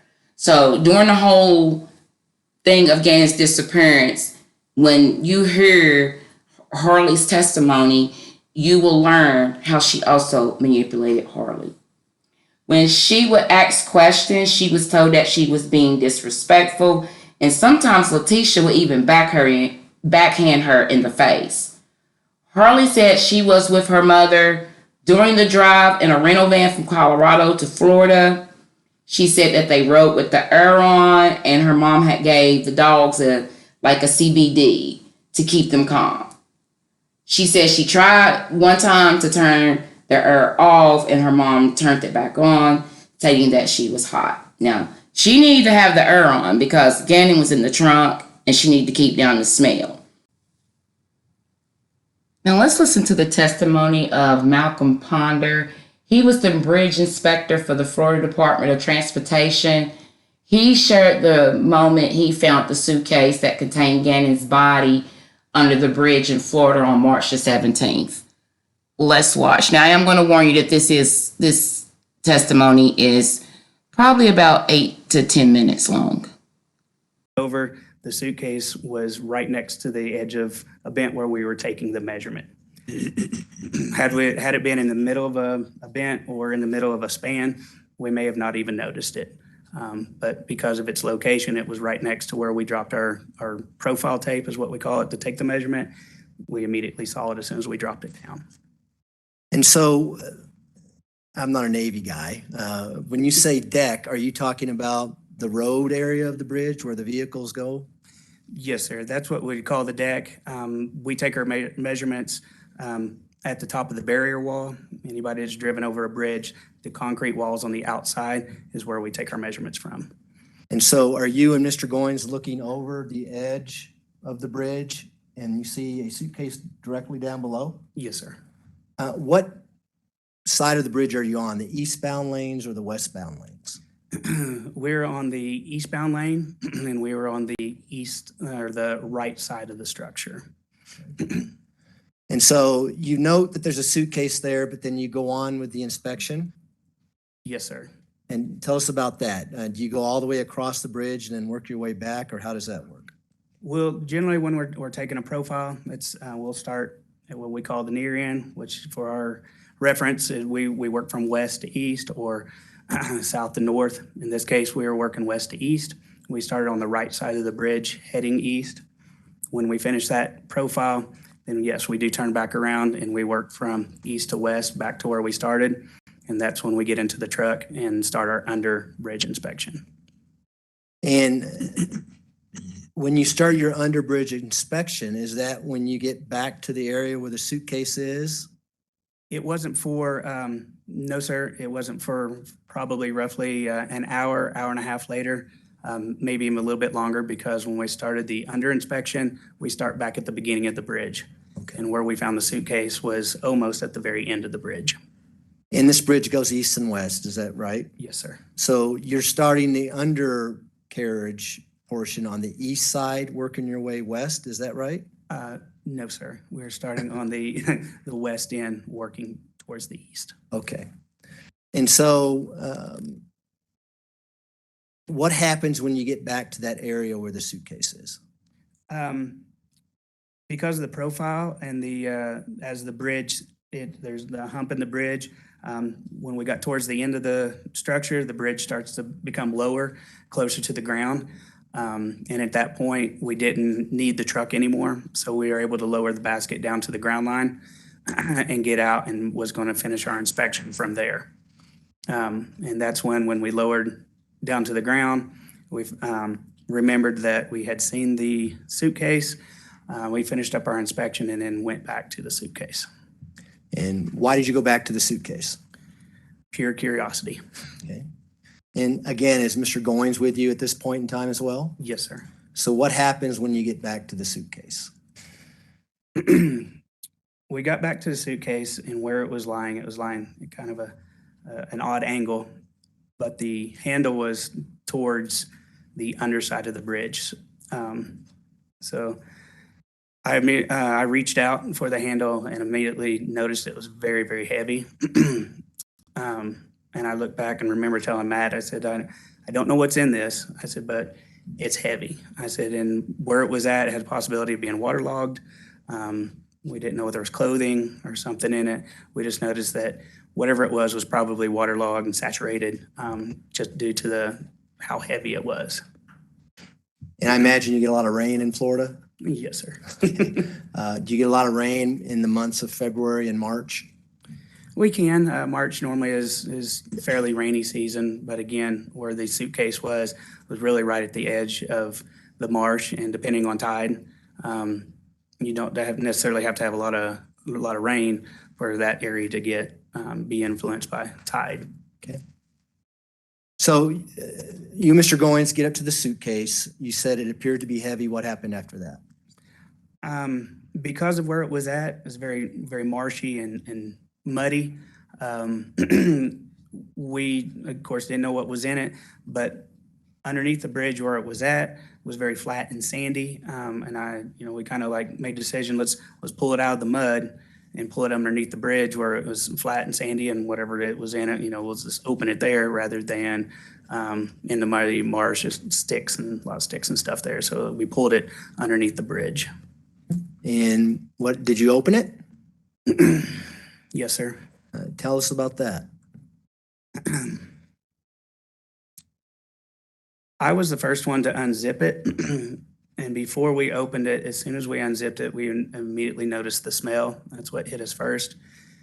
I remember looking up at Matt, who's quite a bit taller than me.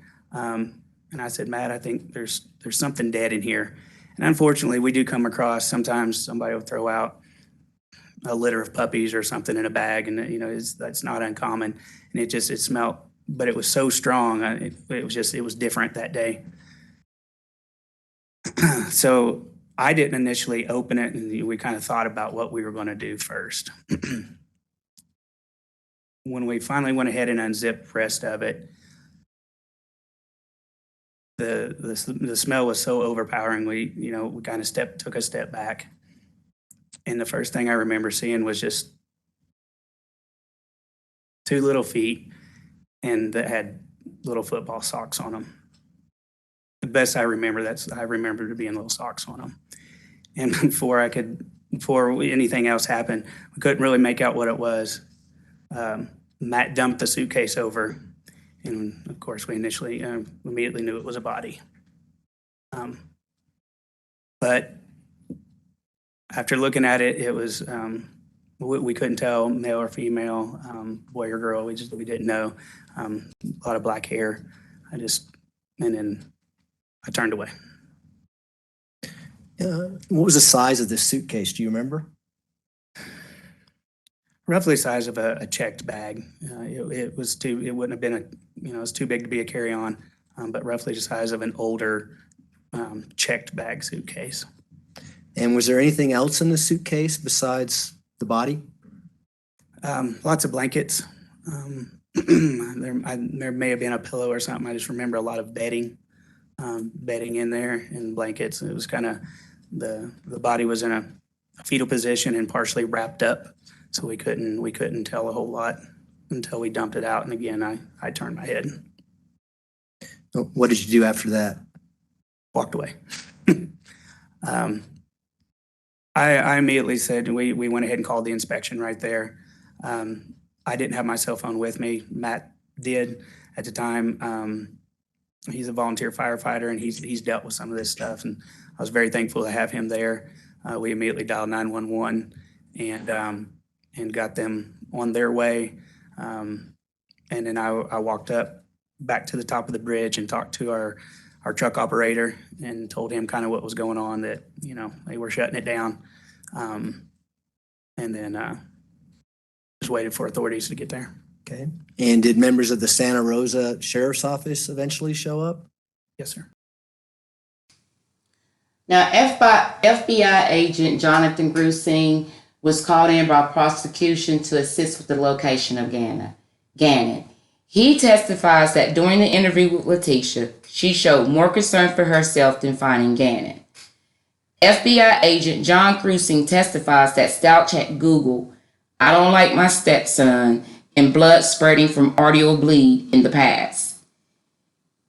He, along with Agent Coron, worked with Al, and he agreed to have his phone calls with Letitia recorded in the hopes of finding Gannon.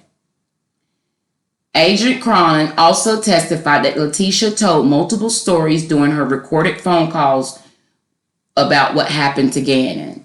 During the multiple calls, Letitia and Al argued and talked about the events surrounding Gannon's death. Al was coached by FBI agents during these calls of what questions to ask Letitia. The goal was to keep her talking to get as much information from her as possible. Now, in one of the calls, Al confronts Letitia about Quincy Brown. Now, Quincy Brown was the person, or one of the persons, that Letitia claimed assaulted her and took Gannon. Now, FBI learned that Quincy Brown was wanted at the time of Gannon's disappearance in El Paso County for not registering as a sex offender. And he was in Mexico at the time of Gannon's death. And Letitia learned when she learned of Brown is when he appeared on local news as a wanted man. At this point, Letitia tells Al another story to cover her lies. She admits that Brown wasn't involved and that Gannon was abducted from her car while she was at Petco. Letitia even go as far in one of the recorded calls and accusing Landon, Gannon's own mother, of taking Gannon out of the country. In many of the calls, Letitia gets upset at Al for not supporting her and letting her live with him during the investigation. She was also upset that Gannon's mom was staying at the home while searching for Gannon. Through every phone conversation, Letitia continues to claim she's in Colorado despite having left Colorado to South Carolina weeks earlier, according to numerous pieces of evidence shown throughout the trial. Now, Dr. Torres, one of the forensic psychologists who conducted Stauch's sanitary examination 2 weeks after she arrived at the mental hospital, testifies that she believed that Letitia was lying about having dissociative identity disorder, and that this is all seemed too far-fetched for her. So she sat in the room and she's interviewed her and she's listened to her and she's performing, and she just felt like it was all too far-fetched. Dr. Torres said during the 2020 evaluation, Stauch never mentioned being psychologically hospitalized. Dr. Torres said during the sanitary evaluation in 2022, Stauch said she was hospitalized in Canada, but wasn't able to tell them what hospital or in what city. Really? Now, Kevin Clark, a former analyst with the Colorado Springs Police Department, talked about Leticia's Google searches and her online history prior to Gannon's disappearance. Now, these are some of the things that he talked about that she was searching. Need a fake ID legit. Several searches regarding face transplants or plastic surgery. What do they do when they find a body in another state? How do they identify bodies found in other states? Spanish girl names. How long before a body starts to decompose in a bag? And how do people avoid the FBI? He also gave more insight on the search that Leticia did for fakepolygraph.com. He explained that when Leticia entered 5 questions to make her look innocent at the end of each question, she was given the option to click pass or fail. After Leticia paid for the test, it was learned that she Googled, "Can you get away with a fake lie detector test?" Many others took the stand as witnesses for the prosecution. But let's talk about Dr. Susan, I'm not going to mess up her last name. She was an associate medical examiner. She testified that during Gannon's autopsy, hydrocodone was found in his liver. Now, Al had testified that those meds were prescribed to him due to an accident that involved him cutting off his finger. Now, only him and Leticia knew where those meds were located, so it is believed that at some point before Gannon was murdered, Leticia administered those drugs to him. She also noted that Gannon had 18 sharp force injuries, 4 lacerations due to blunt force trauma, and 1 gunshot wound to the head. Now, many of Gannon's wounds were on his arms and hands, suggesting he was trying to defend himself. However, she suggested that the blunt force trauma injuries the gunshot wound was the ultimate cause of his death. Even though she had drugged him, Gannon tried to fight for his life. During the entire trial, Leticia didn't shed 1 tear or she didn't show any amount of remorse. Instead, she decided to be disrespectful to witnesses by sticking her middle finger up during testimony. Let's watch. Mentioned. 384. People's Exhibit 384 is now a close-up photograph of the possible blood stains identified using placard B. Our positive reaction photograph after the bag had been removed. 457. We've rotated slightly to the east. This is a photograph of the southeast corner of the garage, highlighting those boards and the box directly south of the boards. It's come to our attention that during I think mostly the afternoon session of witnesses today, that the defendant has been flipping the bird potentially to witnesses or to our family that are here for Gannon. And there have been pictures that have been passed to me during this process. One, it's disrespectful to this court. It's disrespectful to this process. And I would ask the court to admonish her to refrain from acting this way in the future during the pendency of this case. Okay. I've not seen any of that, but on the other hand, the defendant is to my far right. I can see her some on a screen, but I'll just take it as is. Ms. Stauch, what you need to understand is that I can control the conduct of an awful lot of people in the courtroom, including yours. And don't do that. Don't show that kind of, don't be making disrespectful gestures to witnesses, to people, to family members, anything like that. You need to understand that if that continues, I can have you removed and the trial will continue without you. And you will sit in a holding cell in this building, and every time we take a break, I'll bring you back up to ask whether or not you can conform your conduct to what I'm requiring. If you choose to act in a disruptive behavior or disruptive fashion, I'll just have you removed and we'll continue on without you, and then we'll check and see if you want to come back and behave in a respectful manner. So I'll just leave it at that, and we will see where we are on Monday.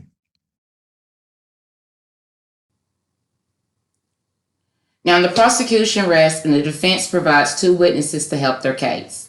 Now, they never said that Leticia didn't kill Gannon. but they claim that she had a psychotic break. And this brought on is the reason why she killed Gannon. Now, supposedly, this break is due to years of suppressed trauma from childhood abuse. This witness here, to me, was a mess. She was late for court every day of her testimony, and she was never prepared. It was even found that during her testimony with Letitia, or during her interview with Letitia, her son was present in the room. And she claims that she doesn't know who this person is when she is questioned. So definitely the prosecution brings up to her. They definitely bring it up on cross-examination about the person in the room. And she claims that she doesn't know who the person is. And it's clearly seen on the video that it's her son. When she gets on the stand and is cross-examined by prosecution, she is tested on her credibility. Dr. Lewis claimed that during her 14-hour interview with Stout, she seemed to shift into different personalities when they would communicate, and sometimes that Letitia would identify herself as Maria. Now, Maria apparently was a physically abusive personality. So when Maria came out, she was angry, and that she began to believe she was actually talking to this person that killed Gannon. Dr. Lewis testified that she found Stout to be insane at the time she allegedly killed Gannon, and that she diagnosed Stout with dissociative identity disorder. Now, the first psychologist that the defense team had, and this psychologist had two different reports on Letitia after meeting with her. The first one believed that Letitia was suffering from anxiety disorder, but she didn't observe any signs of her being psychotic. This one is saying totally the opposite. So I'm not for sure why the defense team will bring on two psychiatrists that are saying totally two different things. I don't see where this helps their case at all. May 8, 2023, finally, Letitia is found guilty of all charges. Now, the family didn't want to wait for sentencing, so the judge agreed to continue with her sentencing. Let's watch. Letitia Stauch, guilty of count number 2, murder in the first degree, child under 12, position of trust. With respect to count number 3, charge of tampering with a deceased human body, we, the jury, find the defendant, Letitia Stauch, guilty of count number 3, tampering with a deceased human body. With respect to count number 4, charge of tampering with physical evidence, we, the jury, find the defendant, Letitia Stauch, guilty of count number 4, tampering with physical evidence.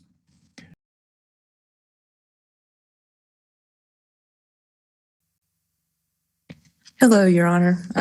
My name is Landon Bullard, also referred to as Hyatt in this case, but Bullard's B-U-L-L-A-R-D.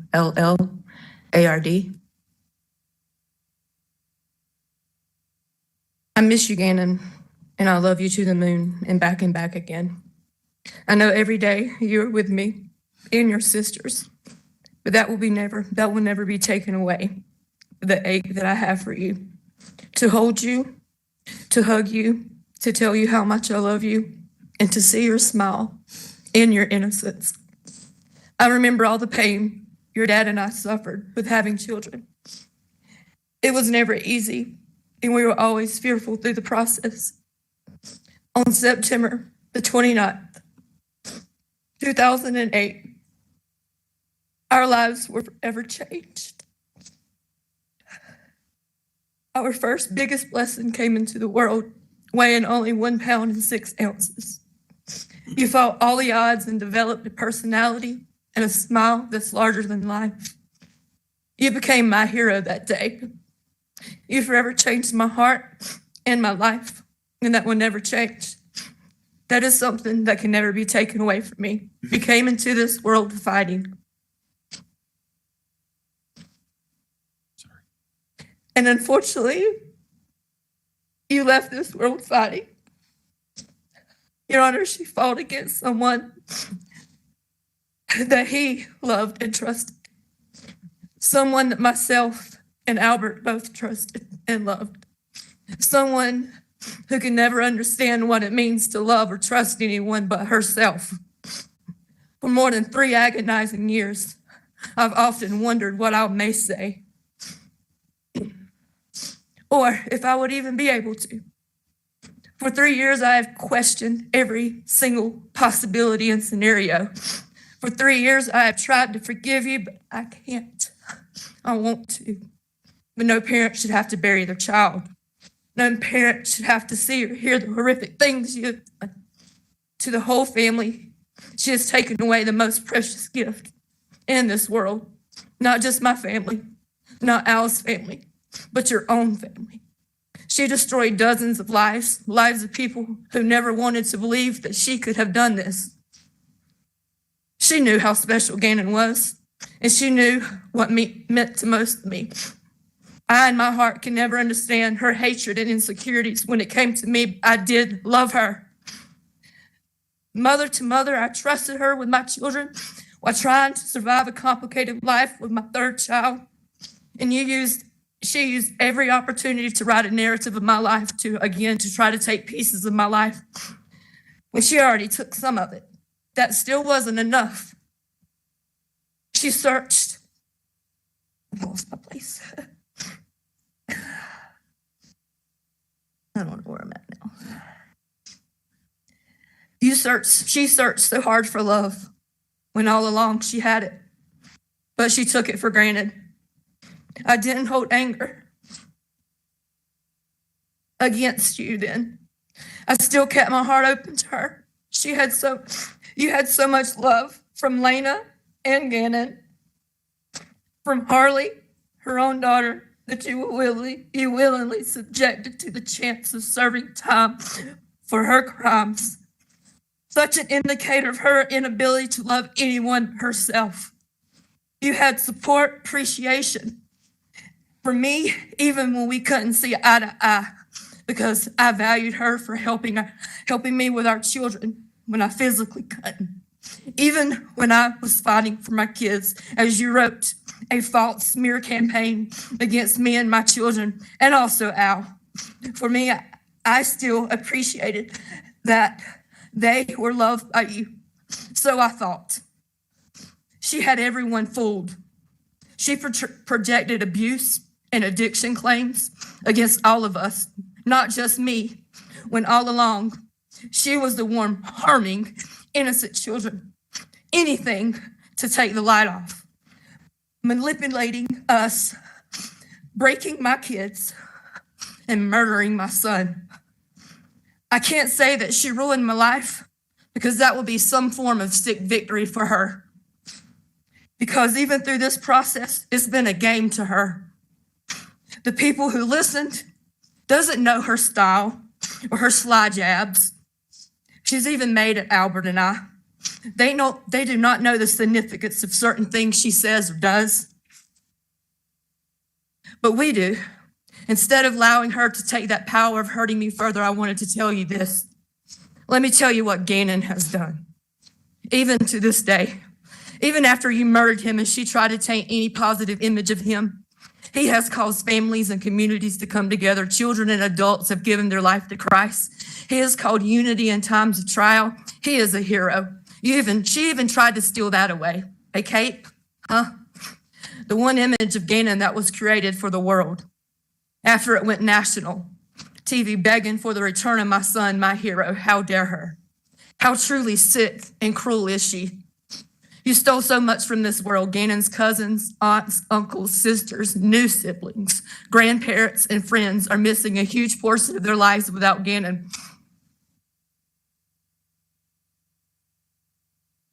Lena is missing her brother. Your Honor, I've never seen a bond between two siblings so close as theirs. She had to take that Why?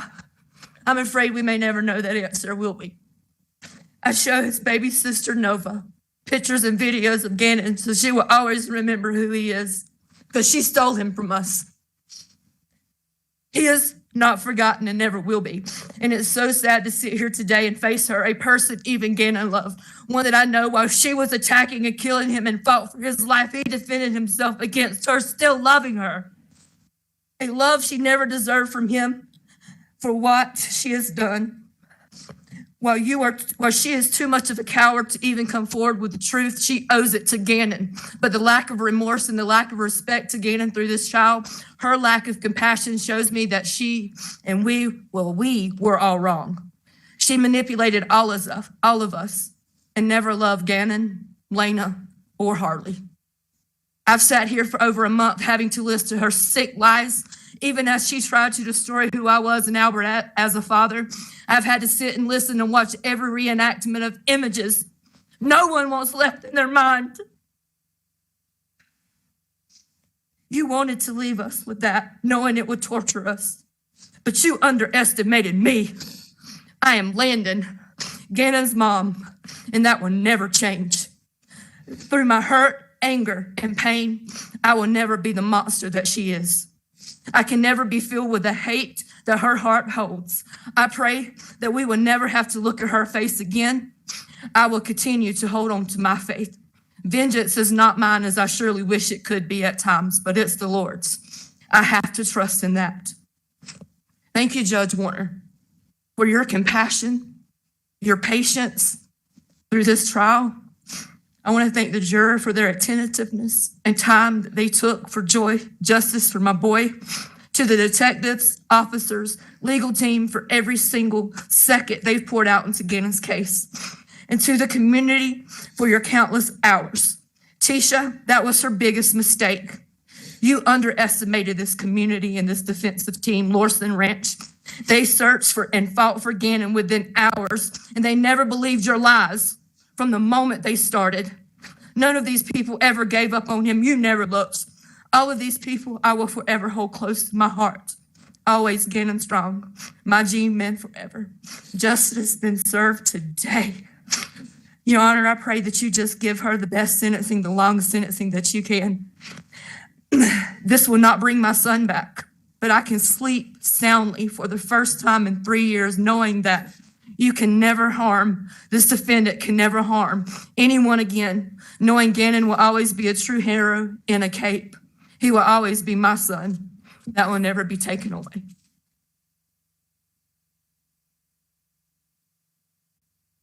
Thank you, ma'am. Mr. Allen?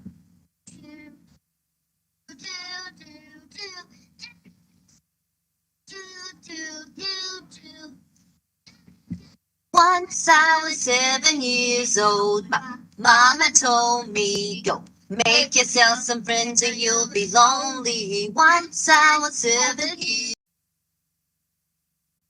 Al Stauch, Gannon's father, capital F-A-T-H-E-R. Last name Stauch. S-T-A-U-C-H.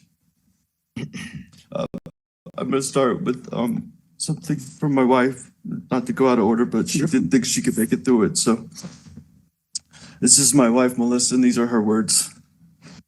Some may say or think that I wouldn't be here if it weren't for Tisha. In part, that may be accurate, and I would be okay with that, because then Gannon would still be here. I, too, know the pain of losing a child, and there is no greater pain. We are now lifelong grief partners, as this is a lifelong journey of pain with 2 sons waiting for us in heaven.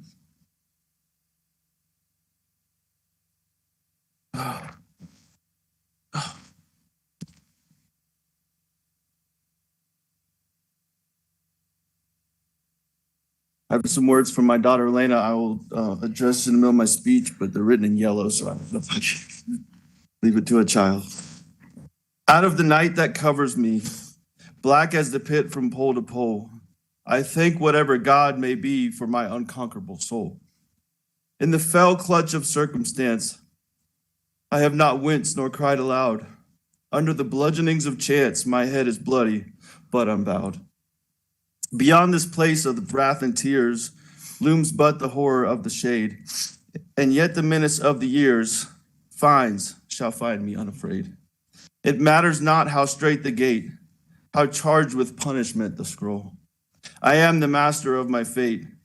I am the captain of my soul.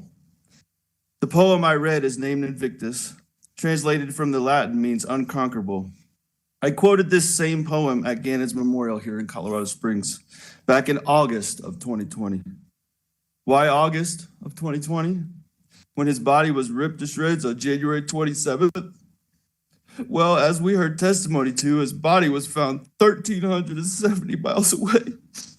And then the process to identify his maggot-infested remains withheld him from us until July 2020. As I stated in my testimony on the stand, Gannon was born severely premature and barely filled my two hands the first time I held him. At the end of his life, after his body was cremated into a pile of ashes, he was ultimately no bigger than the first time I held him. As brutal as the wait became, I'm thankful to God and the bridge workers for finding him and returning his precious body to Landon and I. I quote the poem Invictus again, not to boast of my strength and perseverance, Your Honor, but to say to the world, I alone can control my actions and reactions. Your Honor, I refuse to allow anger to poison my soul and orient my life to a pursuit of vengeance. I refuse to allow pain to carry me through each day and promote the pursuit of medicinal retribution toward the offender. I refuse also to let my mind be clouded by inconsistency and emotions that deter me from the purpose in this life. Your Honor, the price I pay each and every day for this resolve is to only get pieces and parts of my son. And consistently through time. But the pain is too heavy, and the anger too overwhelming, and the desire for vengeance too vexing. Instead, each and every day I pursue peace. I seek joy in my life and let the love I have for my wife and family flow in and out of me like a mighty wave. As I told Tisha regularly at the end of our relationship, my joy is mine alone, and she cannot rob me of that. I will learn to experience G more and more as time goes on, but as I did my best to instill into his precious soul, love, joy, service, and kindness are the pathway to take in life. This picture shows that in the 4th grade, he already had a mind for service.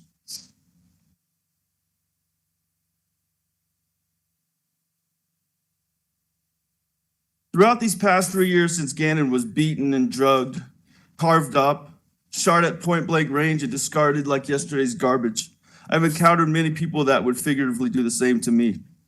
I've been questioned, compared as Tisha did to my abusive father, and ridiculed for my approach to finding Gannon.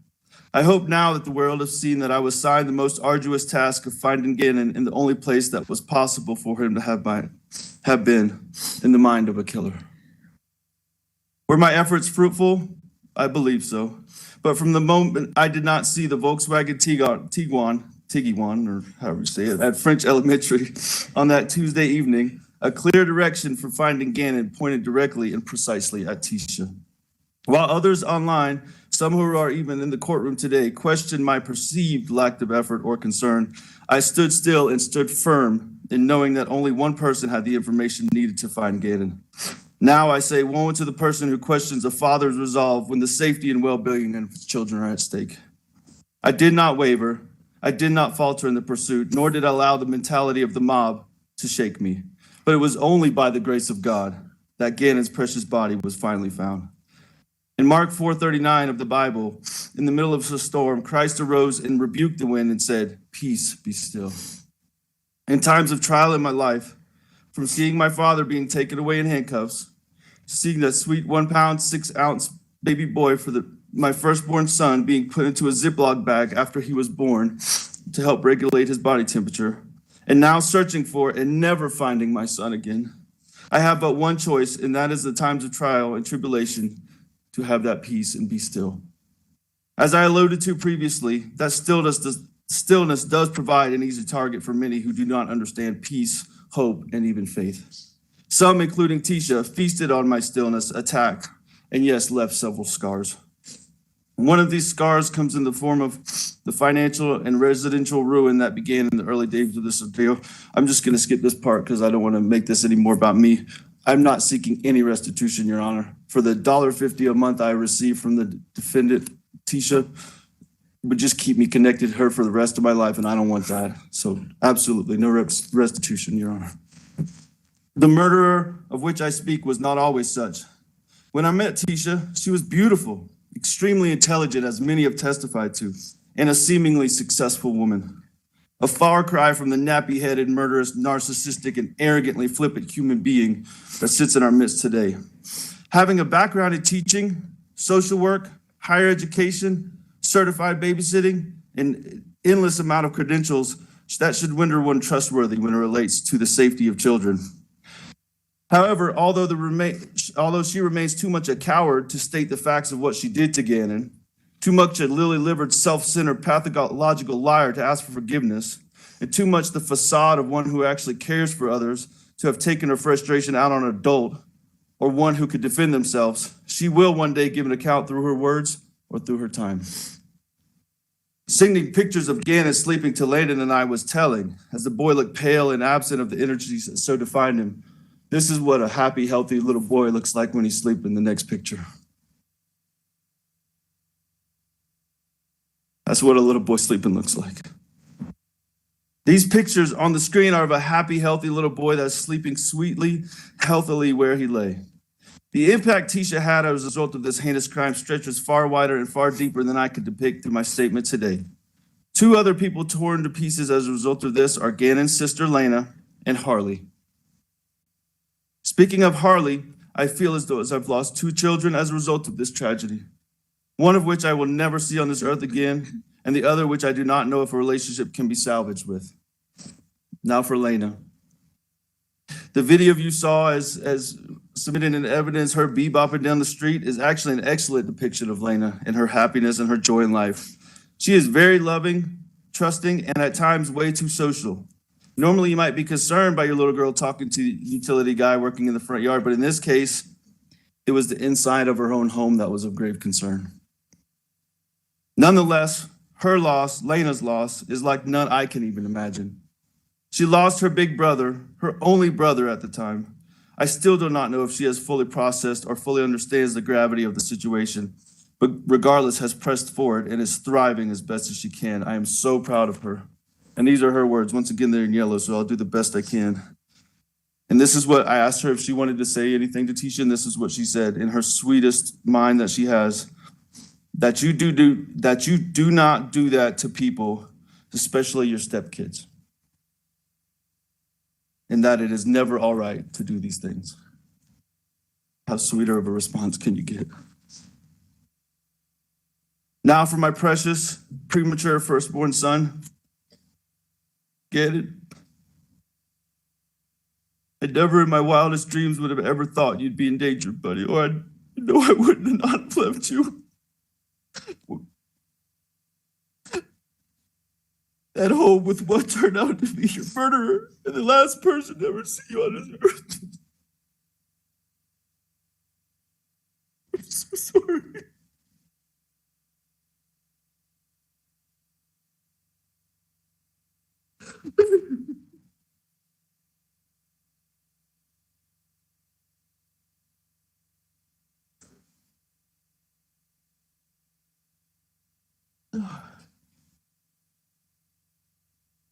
Through a father's eyes, children are truly a gift from God, and among the best and most perfect creations God can make. Your Honor, I do need to clear one thing up with the defense. It was said both in the opening statement and in the closing, somehow Gannon has been compared to a demon. And I understand the process, I do. But if they want to take the case up of Gannon being a demon, I will line people up from Alaska to Denver to Colorado Springs, all the way to South Carolina to testify against them. Gannon was nobody's demon. I don't care how much anyone was abused or anything, he was not anyone's demon.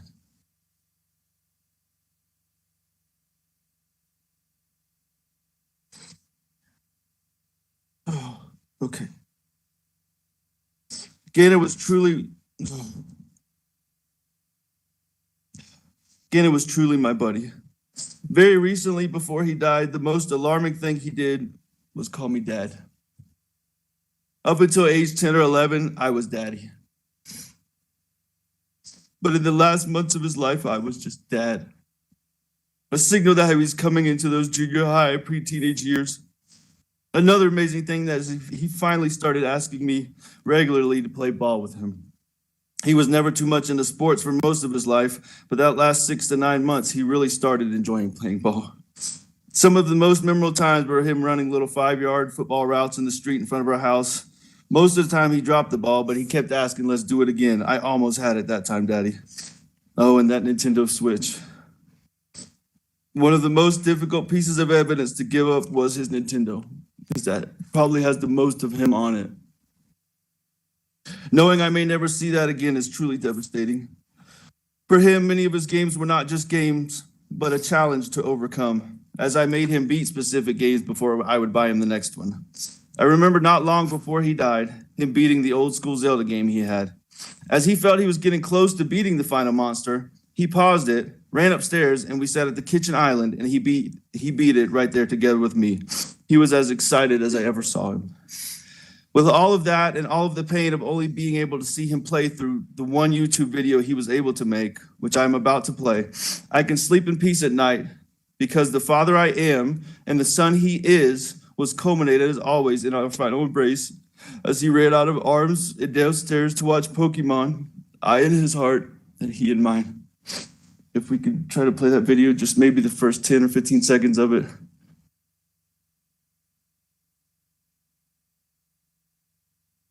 Hey guys, and today I'm about to play some Sonic Mania. Alright, let's zoom in. And yes, cameraman is right here. Grandpa Solar White Gaming. And yes, sign up for our channels. We're going to be doing a lot of these together. Give a shout out to him, his channel, Freedom. Thank you. I was one of the many he hoped to make and the only one he was actually able to make. I do want to add something that I don't have in my speech that me and Landon already had a conversation about this, and I owe her an apology as well as she already gave me one, that we allowed Tisha to manipulate us into some of the pain and disagreements that we had between one another. And Landon, I'm sorry. But I will say this, Tisha was not the glue to keep everything together. She was not the answer. And this is not a jab, Landon, okay? But Lena still lives with me. Tisha, you were not the answer. Now, Your Honor, if I have any influence on the final sentence for Tisha, first I ask to be stripped of my last name immediately. It's nauseating and infuriating to hear her called Miss Stauch this past 3 years. Secondly, I ask that for every mile she drove Gannon across the country, she spent 1 day in solitary confinement. I think that took us in between 3 and 4 years. After that journey is complete, I recommend her sentence be equal to every year she stripped off of Gannon's life, which for the average male in America right now is 77. So that would give her 66 more years in addition to the 11 he lived. Lastly, for every year of Harley's life that she abusively manipulated that child, she should have an additional year of prison. Adds 21 years to the total. I think without parole, that should suffice. I pray also that Tisha lives the fullest and happiest life that any inmate possibly can live. I also pray that every night before she falls asleep, her last breath before she drifts off sounds just like the breath that she describes Gannon breathing as life left his body. And that all through her sleep, she dreams of all the fun they had at Disney and other places we went throughout our time together. And that every morning as she is about to wake, the end of her dream, the last words Gannon spoke to her, screamed or cried, "Tisha, stop! You're hurting me. Why, Tisha? Daddy, help me. I want my mommy. Why couldn't you let her just be a mama's boy? That's all he wanted to be. He just loved his mama. I wish you would tell me what those words were so I would know. And then as she speaks those words, the sound of a gunshot goes off and she wakes. Every day and night, I pray she relives just those moments and then wakes up to a nice, warm, and kosher breakfast. In conclusion, I would like to share a picture of Gannon in his final state and find a resting place, and thank everyone that has had a positive impact on my family and I. To everyone that has shared the positive impact Gannon has had on your life, from a proud and broken father, from the bottom of my heart, I thank you. I know those impact statements were pretty lengthy, but I think that, or I feel that Landon and Al deserve the time that they used to say what they needed to say to find closure through this whole situation. Now, the trial comes to an end with Judge Gregory Warner. So let's listen to what he has to say. I love the way he puts this all out there. It's just, I mean, this judge is just great. And the way he relayed this message was awesome. Let's watch. The parent's worst nightmare is getting a phone call letting them know that something has happened to their child. How much worse must that nightmare be when law enforcement asks not for a picture of your loved one, but rather DNA and dental records? I've also heard it said that one of the worst tragedies a parent can experience is to outlive a child. I have known people, both professionally and personally, who have gone through that. It never leaves them, but the sharpness of the pain does diminish to some extent over time. I cannot fathom the pain Mr. Stauch and Ms. Bullard have experienced as a result of the defendant's actions. A sentence in a criminal case such as this will not change the fact that their son's life was taken from them, and no sentence I impose and nothing I say will ever change that fact. Ms. Stauch, you betrayed the person you loved enough to marry. You told your husband lies and took away someone he loved. You took away every day that Mr. Stauch or Ms. Bullard could have had with their son. When you take a life, regardless of how you do that, you forever alter the future. Neither Mr. Stauch nor Ms. Bullard will ever see their son graduate from high school, go through the joy and the pain of that first love, or get married. They will never know what kind of impact their son may have had on the world if only he had lived to become an adult. And had Gannon's body not been found, they never would have known what happened to Gannon. They would always have had a lingering doubt about what happened to Gannon. And I cannot imagine the pain and sense of loss associated with that. You betrayed your daughter, Harley Hunt. I cannot imagine the emotional impact that you have had on her due to your selfish and calculated actions. This is a young woman that trusted you to put her interests above yours. This is a young woman who believed in you and believed you were innocent of this crime right up until the time that you pled not guilty by reason of insanity. And she still loves you. That's natural for a child, and it doesn't matter how much older they get. You were supposed to protect her. I cannot imagine the guilt she feels or the therapy that she will need to address your betrayal. There is no evidence that she had anything to do with the murder or your cover-up of it. But some people still think that she is somehow involved. She wasn't. The incredible strength of will and courage that it took for her to come in and testify is amazing to me. But she did it because, as she said, it was the right thing to do. And while thankfully she didn't testify, let's not forget about Lena. You betrayed her too. You took her brother from her and forever altered her family dynamics. She will always wonder who she can trust and will always feel that loss. She was there the day you killed Gannon. His body was still in the house when she got back from school. At some point, you even claimed this 8-year-old girl helped you move her brother's body from the basement to the back of your car. That's just simply not true. As she gets older, Lena is going to want to know more, and she's going to want to know if there was something that she could have done to prevent this. I hope she comes to realize that she has no fault in all of this. You betrayed your stepson, and you took his life. You took away everything he was and everything he could ever become.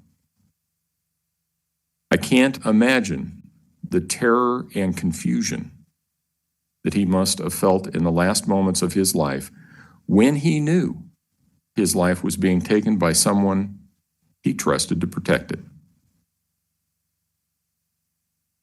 Your attempt to raise the claim that you did this because of your adverse childhood is also a betrayal of people that have mental health issues. It is no secret that there is a large part of our population that has mental health issues. It's also no secret that our country and our health system could do a much better job addressing mental health issues than it does. However, the number of people with mental health issues who become violent is small, and the number who become murderers is smaller still. Your claim that a mental health issue caused the murder in this case is a disservice to all those who struggle with mental health issues every day.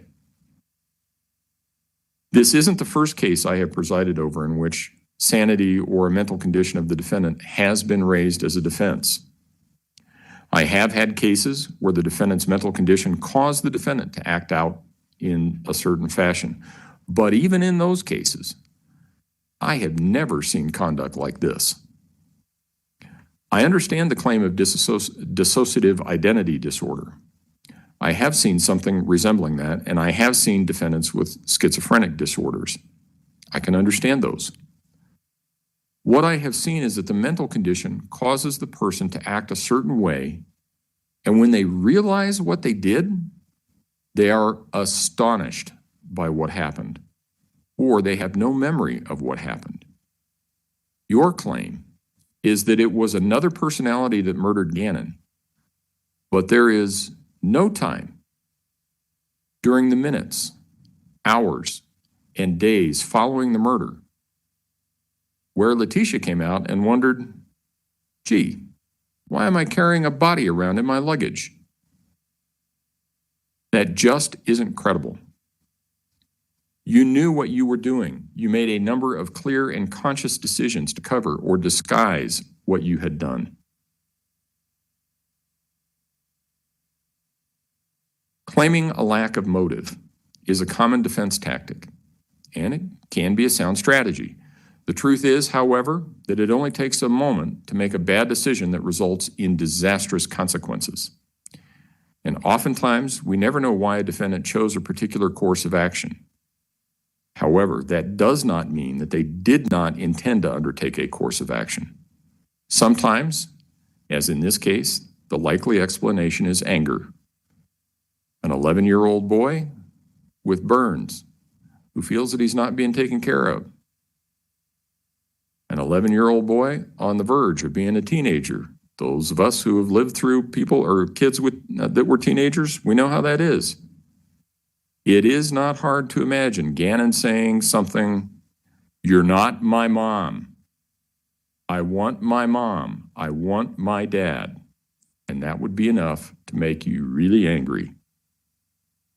But anger is not an excuse. A defendant is responsible for the choices they made and the actions they undertook, even though those choices arose out of or were motivated by anger. It's clear that you hated and were jealous of Landon Bullard. You saw yourself as a better mother than she was. It's clear from the evidence that you had some resentment from being left with Mr. Stauch's children. It's clear you had some resentment toward Mr. Stauch because he traveled as part of his job. Some of that manifested as early as Al's assignment in Alaska when you made allegations against the people in his unit. That caused Al to have to return from Alaska. And in one of the phone calls that were played for the jury, you talked about having to take care of his kids while he was away and what a good mother you were. It's clear you felt trapped. You wanted out. You were searching for a new job and a new location in Florida. Mr. Stauch had been gone on his new assignment for less than 2 days when the fire in the basement occurred. I can imagine that you saw your whole future consisting of taking care of Mr. Stauch's children while he was off doing his thing, and that's not the future that you wanted. I can imagine Gannon, at some point after he sustained his burns, telling you wanted his real mom and how that comment would have made you angry. You took your frustration and anger for the marriage, the child care, the absence of Al, and even living in Colorado. You took all of that out on Gannon. The evidence suggests you first stabbed Gannon repeatedly, 18 times. Based on the number of defensive wounds, he was clearly conscious for some of that. He was certainly gravely wounded.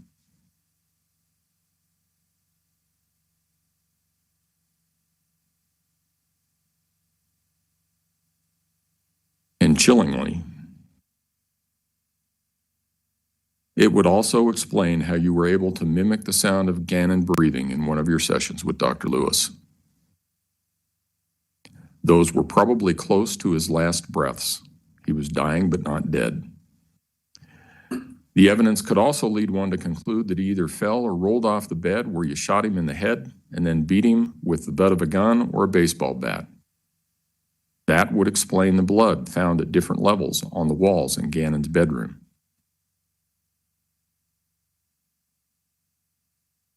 I'm also reminded of the look you had on your face when you slipped your handcuffs while being transported back to Colorado and attacked Deputy James.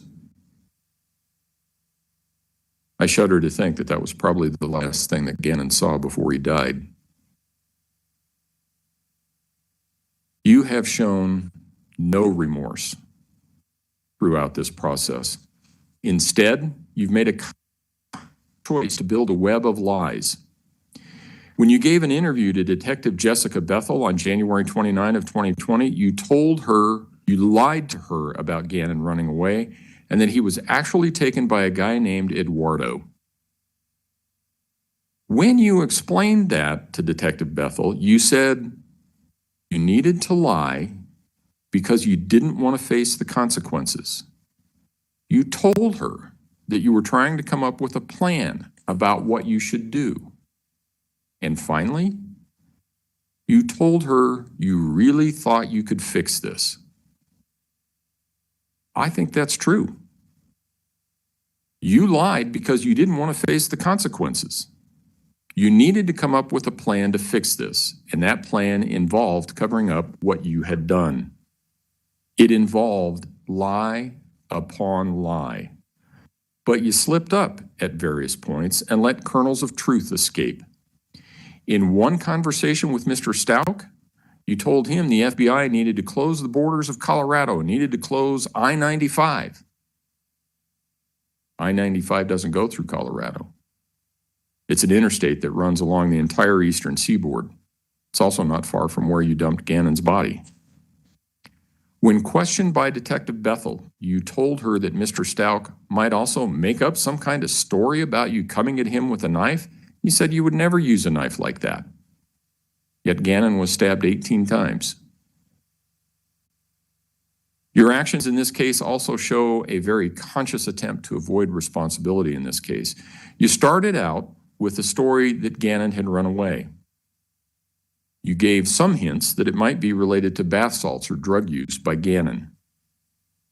You stayed with that story until you were called into EPSO for an interview.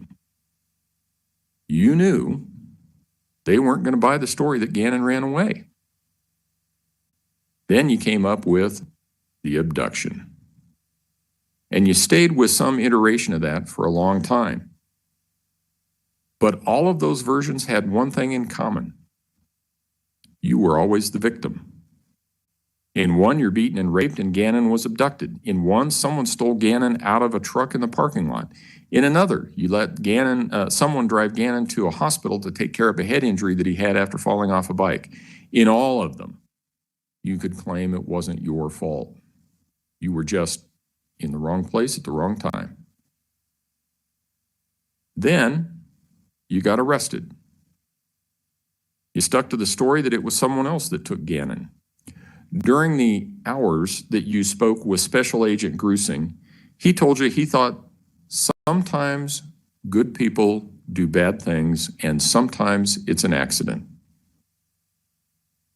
Then they found Gannon's body. Then you saw the mountain of evidence against you.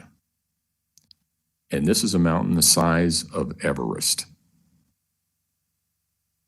What was your position after that? Well, it was an accident. And you, Leticia, didn't even do it. It was Maria Sanchez. You carefully crafted your new story to continue to avoid responsibility. It also allowed you to take advantage of the out that Mr. Grusing and Mr. Stout suggested much, much earlier when they asked you if this was an accident. Now it was an accident. Your Maria Sanchez personality shot Gannon by mistake because she thought he was an intruder in a cape. Multiple personalities is not credible in this setting, as regardless of how many personalities you have, you only have one body. I have presided over cases where a mental disease or defect prevented a defendant from remembering the course of events, including the commission of the crime. Without exception, those defendants have been terrified when contacted by law enforcement because there was a period of time in their lives that they could not account for. Their body may have sustained an injury, and they don't know how it happened. They may have some new object in their house or on their person, and they have no idea where they got it from. We all have free will, and we all make choices based on that free will. The people who suffer from the mental disorder you claim are terrified because their free will has been taken from them, and they are being subjected to things and experiences they don't understand and don't have any recollection of. You didn't behave anything like that. One of the purposes is to impose an appropriate sentence for the criminal conduct that occurred. Another purpose is to punish an offender by imposing a sentence that takes into account the seriousness of the offense. Yet another purpose of sentencing is to prevent crime and promote respect for the law by providing an effective deterrent to others likely to commit a similar offense. Anyone who's been in my courtroom before knows that I've said sentencings are the most difficult thing that I do. That's especially true in cases where someone has lost his or her life. Nothing I or the law can do will ever bring that person back. I have handled hundreds, if not thousands, of criminal cases over the years. I think at this point in my career, I've presided over something like 200 jury trials.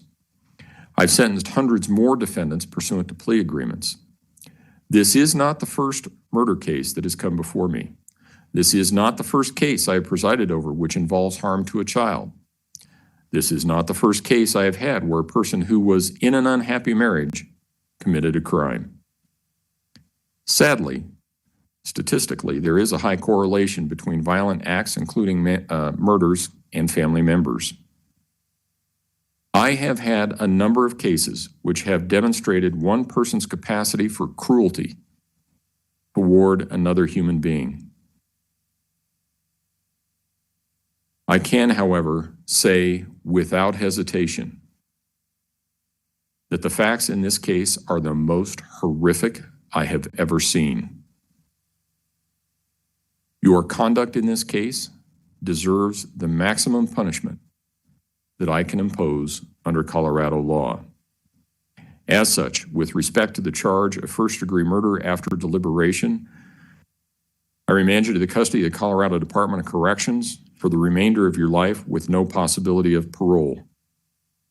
With respect to the charge of murder in the first degree of a child under 12 by a person in a position of trust, I remand you to the custody of the Colorado Department of Corrections for the remainder of your life with no possibility of parole. Those two sentences will merge. If you have questions about that, you can ask your attorneys. With respect to the charge of tampering with a deceased human body, I'm also going to sentence you to 12 years, followed by a 3-year period of parole. That sentence is to be consecutive to the life sentences that I've already imposed. With respect to tampering with physical evidence, I'm going to impose an 18-month sentence. That sentence is also consecutive to the sentences for the murder charges that I have imposed.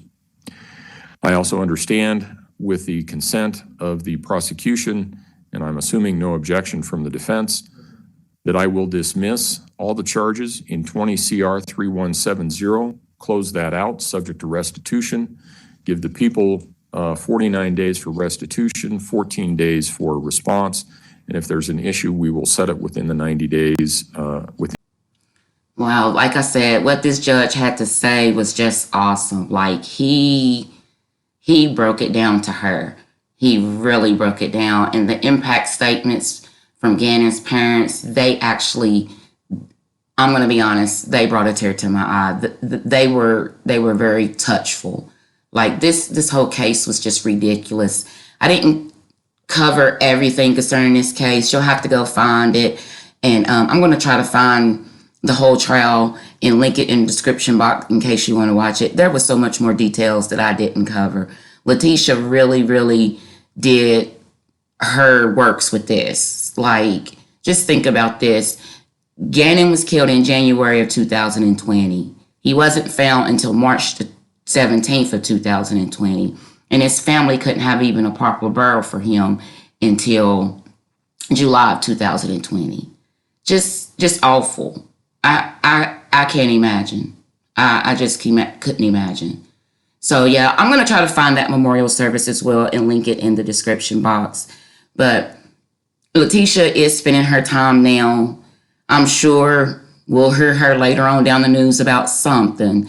I did read something that before she even went to trial, once she got arrested and was in jail, she did try to convince another inmate to help her escape. So yeah, I'm sure we'll hear about her later on. All right, guys, that's it for me. I'm going to use the rest of this video in memory of Gannon.